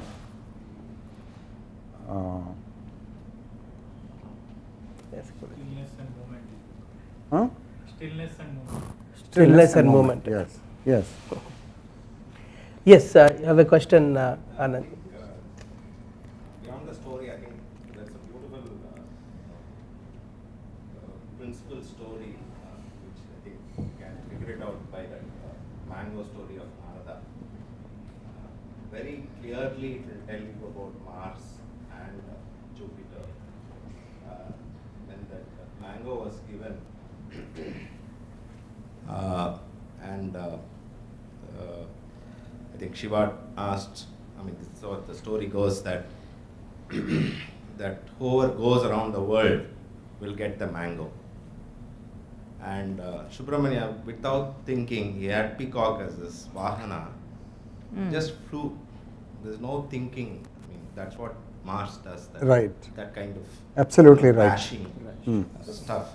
Whereas Ganesha just went around Shiva and Parvati, said that you are the world. Yeah. So that tremendous. Yeah, understanding and wisdom. Yeah. Understand. Is tremendously portrayed in that story. Absolutely. So we are looking at the story, not at the right. what actually. Right. No, this is a teaching.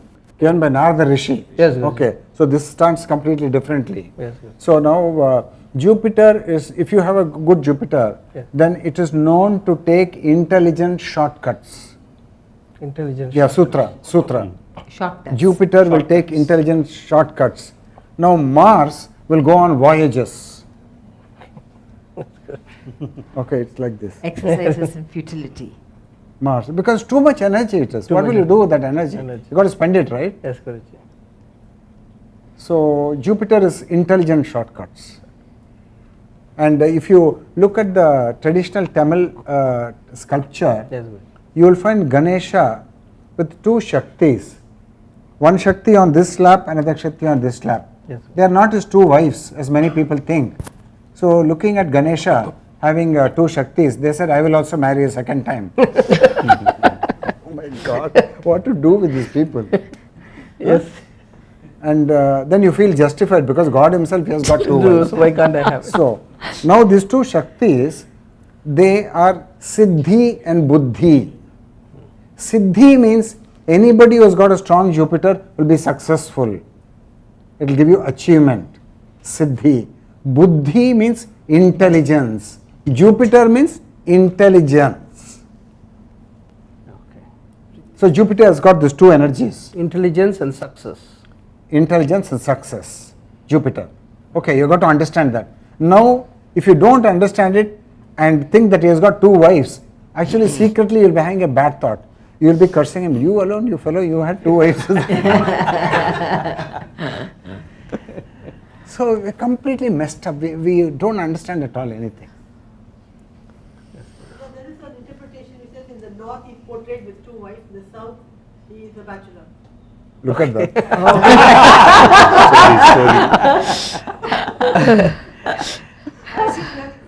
Very, it's completely messed up and weird. That's why you got to deal only with principles. Quickly, Gandhiji, we were not asking a question, but just one of the participants was just mentioning about the Narada story of how mango. The mango. Yeah. About the story about how to go around the world or something. Ganesha took the course of thinking and saying, I go around my parents. Use the intelligence. Yes, and he got the fruit while Muruga, without thinking, went on his peacock to go actually physically around the world and come back, and he. Yeah, so the story just showing about the energy of Mars and Jupiter. That is what we were discussing. It was not a question. The person who describes it effectively, that story, is Devdutt Patnaik. He does a very beautiful job. Lot of stories, he does that. And Kumarji was just mentioning that since being is the normal state of man, is the real state of man, supposed to be that, and in that sense Ganesha is elder. That is how Kumarji is mentioning. Okay. So Lakshmi Kumarji, you had another question about dukkha, and if awakening to dukkha is necessary path towards self-knowing. Yes, indeed. It's the first step, and without awakening to sorrow, then no self-knowing will happen. So suffering is the greatest blessing in disguise. Of course it is. Of course it is. See, two religions in the world have emphasized suffering very strongly. Yes, one is Buddhism, the other is Christianity. Yes, good. Now, in Hinduism also there is a great deal of emphasis on suffering, but because Hinduism is a very, very, very ancient religion, so these beautiful essences of Hinduism, they have kind of gone into the background, and they are not brilliant and shining from the front. Yes, okay, it is there, but it's just gone, receded back. For example, the basic rasa in Ramayana is shoka, grief. Okay, because you losing your wife and then so much of going to sorrow. So it is there, but it is not emphasized in the teaching. Yes, and Buddhism must be saluted, Christianity must be saluted, because they have emphasized suffering, and awakening to it is of paramount importance. And Krishnamurti is the greatest of the people who are emphasized on suffering, surpasses the Buddha straight. why do we need to sacrifice everything and suffer to become self-realized person? No. Do we need to do that just to understand the Indriya Sukhas are temporary? That No. the sensory experiences are just temporary? Is that why we have to suffer through that? Suffer through what?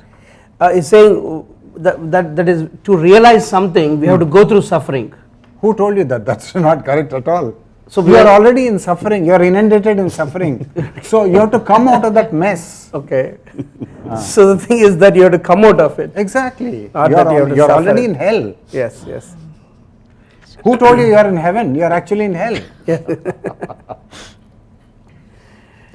Yes. I think there is always a confusion between dukkha in the traditional sense, and there is always the word suffering is used. So that's probably why there's a confusion. Dukkha in itself is a little more than just the mundane suffering that we go through, in my reckoning. No, it's the very essence of existence is this dukkha. Because wherever the self is there, the self is active, there has to be dukkha. And enlightenment in Buddhism is to be free of this grief which the self is producing. Only the self can produce the grief, nothing else can produce. So it is the mischief maker. So you've got to understand that self and put it to sleep, put it to bed as it is called. Yes. Okay, then you're happy. So Guruji, we are almost a few seconds left, but Mukunji has come. Mukundanji has come. Can we go 10 minutes over, Guruji? Because Mukundanji is. Devika, you got to ask the hotel people. Can we carry on? I don't think they have another. I think we can continue. Yeah. Okay. Just 10 more minutes. Yeah, definitely. Mukundanji. Follow-up question, Guruji. What is that? Sorry, follow-up question related to dukkha and self-knowing. Yes, Lakshmi Kumarji. So let us assume that we take the path of jnana, and as I keep learning, I come to a realization that I am the Atma, and therefore my mind comes to a still. But then all my childhood volitions and all the memories and the dukkha in itself, it's still there inside me. So here it becomes like a chicken and egg situation, right? So which comes first? Do you realize that you are the self first, or do you have to go through your dukkha, obliterate it before you realize that you are the self? See, every question which you can ask is polluted by Maya. So the truth is that you cannot ask any question because the self is jinxed. Okay. So when the self is put to bed, then there are no questions at all. There are no questions absolutely. Okay. Everything is crystal clear, like clear water.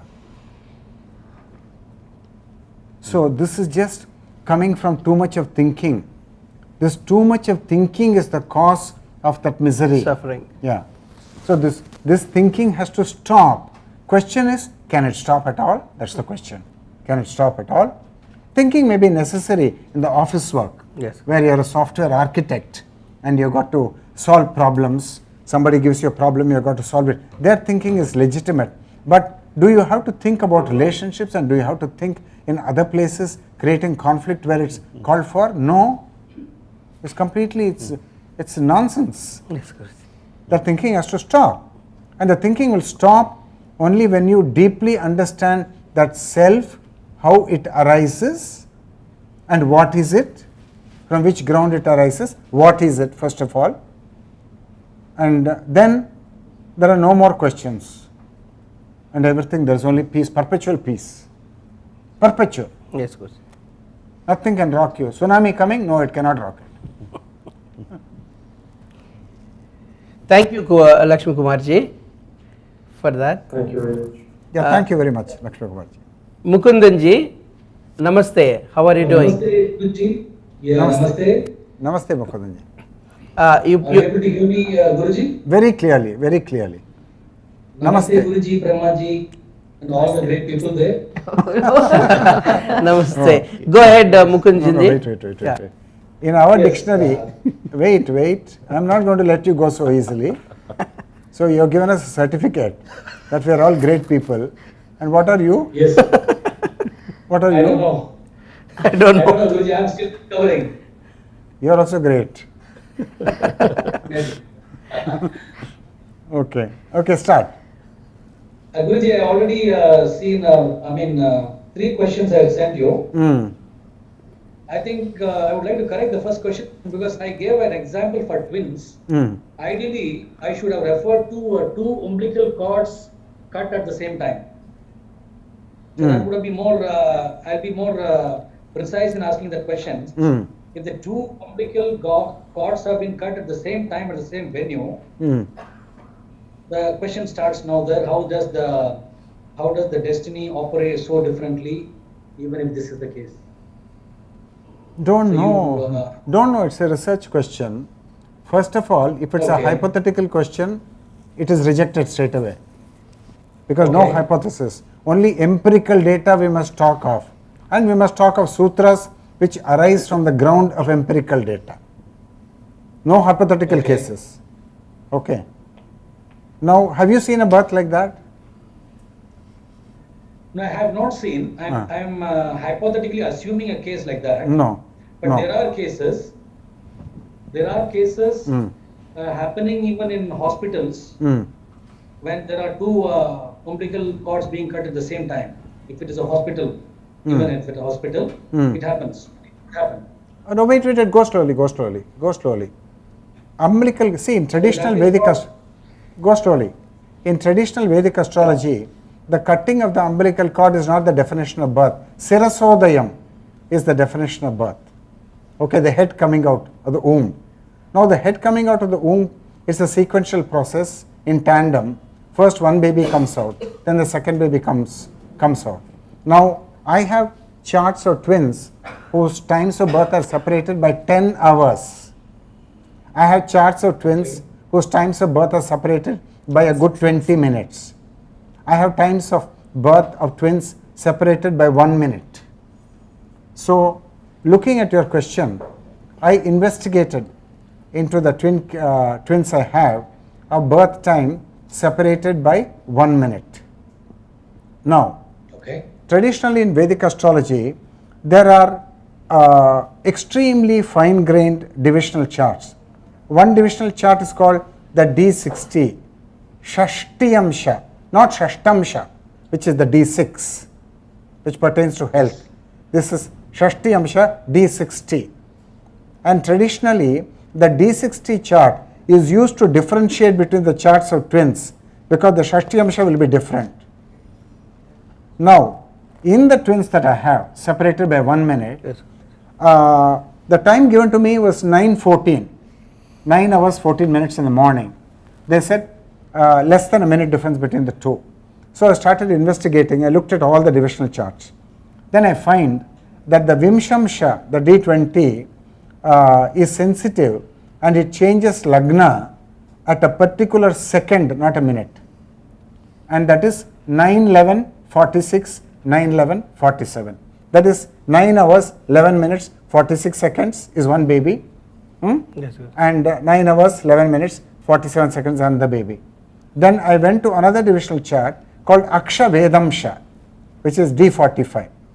And there I find again the Lagna changing around the same time. So the baby, now I'm making a prediction. I'm saying that 9:14 time of birth is wrong. I'm saying the babies are born at 9:11. Now is this impossible? No, because who knows the clock time in the labor ward whether it is correct or not. Just now, mostly it's not right because you never take the pains to synchronize it with the IST. You never take the pains. There are no time managers in the labor ward. The clock is not even working. Premaji was mentioning that. Worried about the baby. Worried about the baby. Nobody looks at time. So Vamadeva Shastri says, the American Vedic astrologer, he says even if the mother reports that the time of her baby is so and so, don't believe it. Because people talk through the hat. So I have got to, even if the Sarasodayam is same. How can it be same? How can two babies come out at the same time? No, for example, there are deliveries happening. There are deliveries happening. In Chennai, This is also hypothetical. Even if the serosodium is same for two babies, would the destinies work differently? I don't know. I don't know that case. I am saying I will not deal with hypothetical questions. I want dependable empirical data, and I will begin my analysis on it. Bring it to the table. But I will not entertain hypothetical questions because they are idiotic. Mukundanji, one more thing. From one mother, two babies can't emerge at the same time. Whether you're having a natural, normal delivery or whether it's cesarean, you can perhaps have two babies. You can perhaps have two babies delivered at the same time if you happen to have. I mean, I personally have had a delivery where I've gone for a thing where the mother had a thing where she was collapsing, and she had what was called a placenta previa, where the placenta is right in the front. So it means if she had gone, if the pregnancy had progressed, what could have happened is the placenta would be coming out first, and that will be a disaster because the baby is going to lose a lot of blood that way. In the normal delivery, it's the baby that comes out first, the placenta comes out afterwards. That's called the afterbirth. The after. Now, I have had a thing where I've seen small little rats inside that mother's uterus. And so what was happening was it was too shocking because I went there as a third year student, and we went to the labor ward and we were taken there, and I just collapsed because what happened, I've never seen such small scrawny creatures. They didn't really look like human babies. Now when the surgeon cut up, they were removing two babies at the same time. So it is possible to remove two babies, but not you're talking of fully grown babies, you're referring to them as twins. So it's not possible for two twin babies to be brought out at the same time. Premaji, I think he has changed his question when he said two babies born at the same time for different mothers. You're not talking of twins now. Is that it? Yeah, I changed my question only. Yeah. Oh, sorry. I'm sorry then. Okay. He's talking of two separate women who are having two separate babies. Two serosodium at the same time. It's hypothetically, I'm also thinking. And just to think. So I think if hypothetical question is out of question, we'll move to the next question. No, wait. I'm not letting you off so easily. Wait. See, in classical Vedic astrology, which is very well researched but very, very ancient knowledge, there are sutras which clearly tell you that at this time a human being cannot be born, only animal can be born. No, we don't have this knowledge. We lost it. Okay. But there are sutras in classical Vedic astrology which clearly tell that at this time a human birth cannot happen, only an animal birth can happen. Now, therefore I am saying that I will not entertain questions about hypothetical cases. I only deal with empirical data. You bring me empirical data, we will analyze into it. Okay.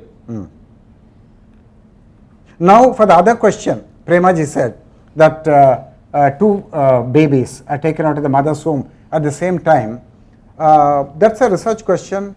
I don't know the answer to that question. On the face of it, the baby should have the same birth chart. On the face of it. Now the question looks, the case history looks so bad, the prognosis, that we don't even know if the babies will survive. We don't know. So want to deal with reliable data. That's good. Then we will investigate. Truly collapsed.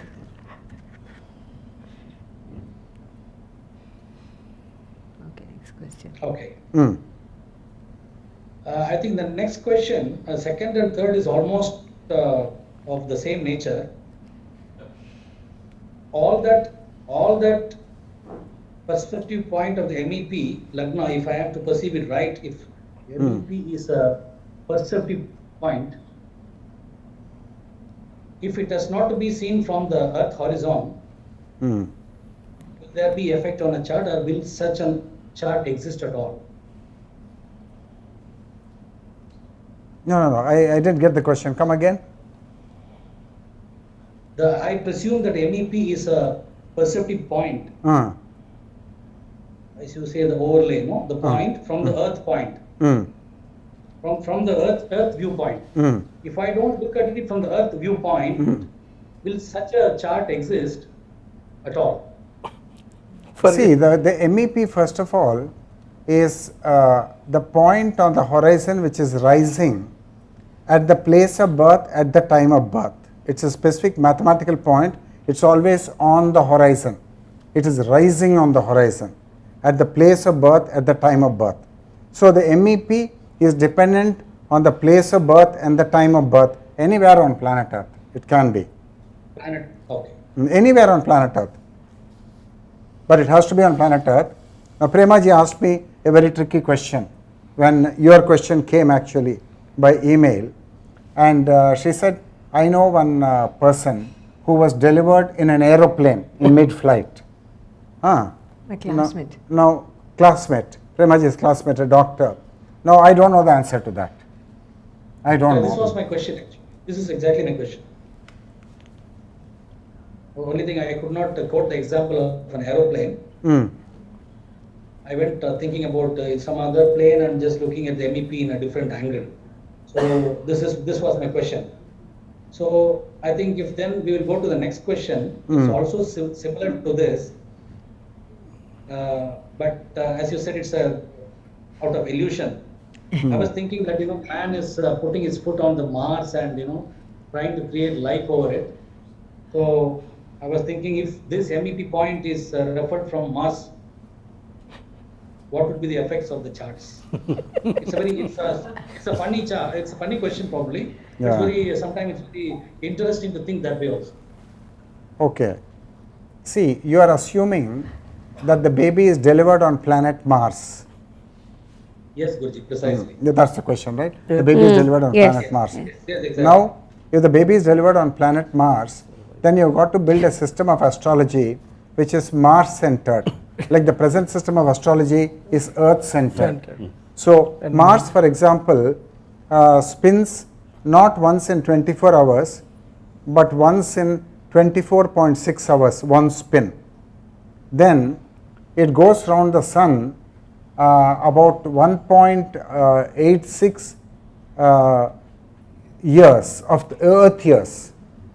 So it takes almost double the time as the Earth. Instead of 365, it's almost 365 into 1.85. That's the thing.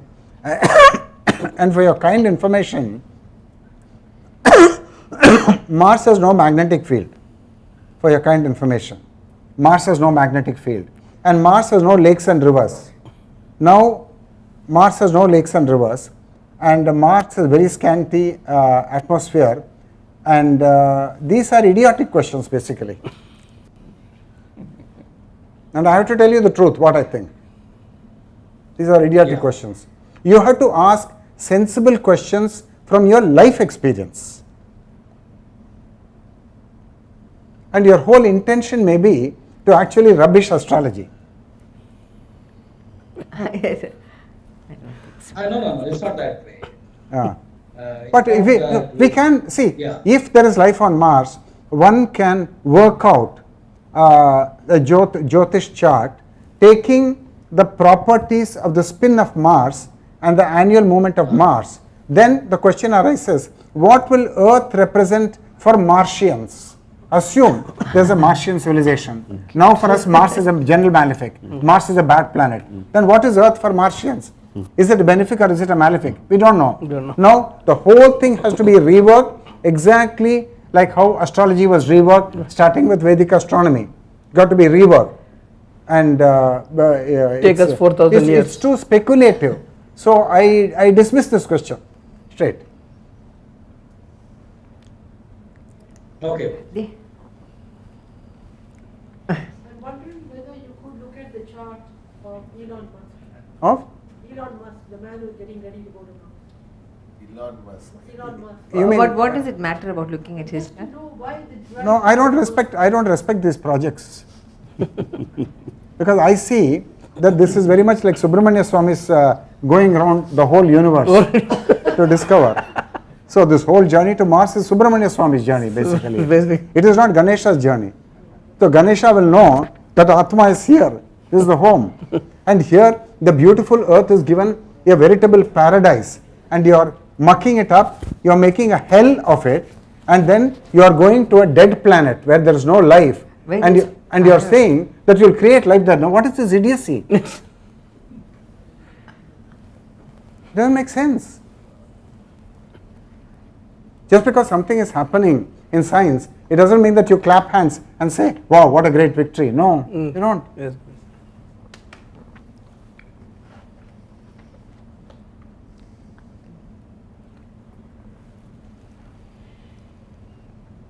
Thank you, Mukundanji. Mukundanji, Namaste ji. Namaste. yeah, thank you for coming on the program and for giving your presence and for asking your very, very unusual questions. But I want to remind you that these are hypothetical questions, so they don't have validity. Yes. Yeah. All right. Yeah. They're waiting to go. Guruji, we are It's almost time. Guruji. Yeah. Namaste to all of you. Thank you so much for being part of this program. Appreciate your presence and appreciate your coming and contributing to it. Namaste.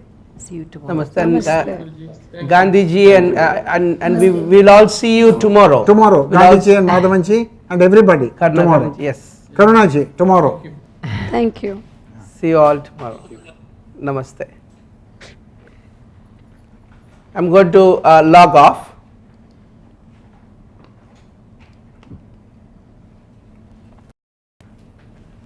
Yes. Okay, good. Okay.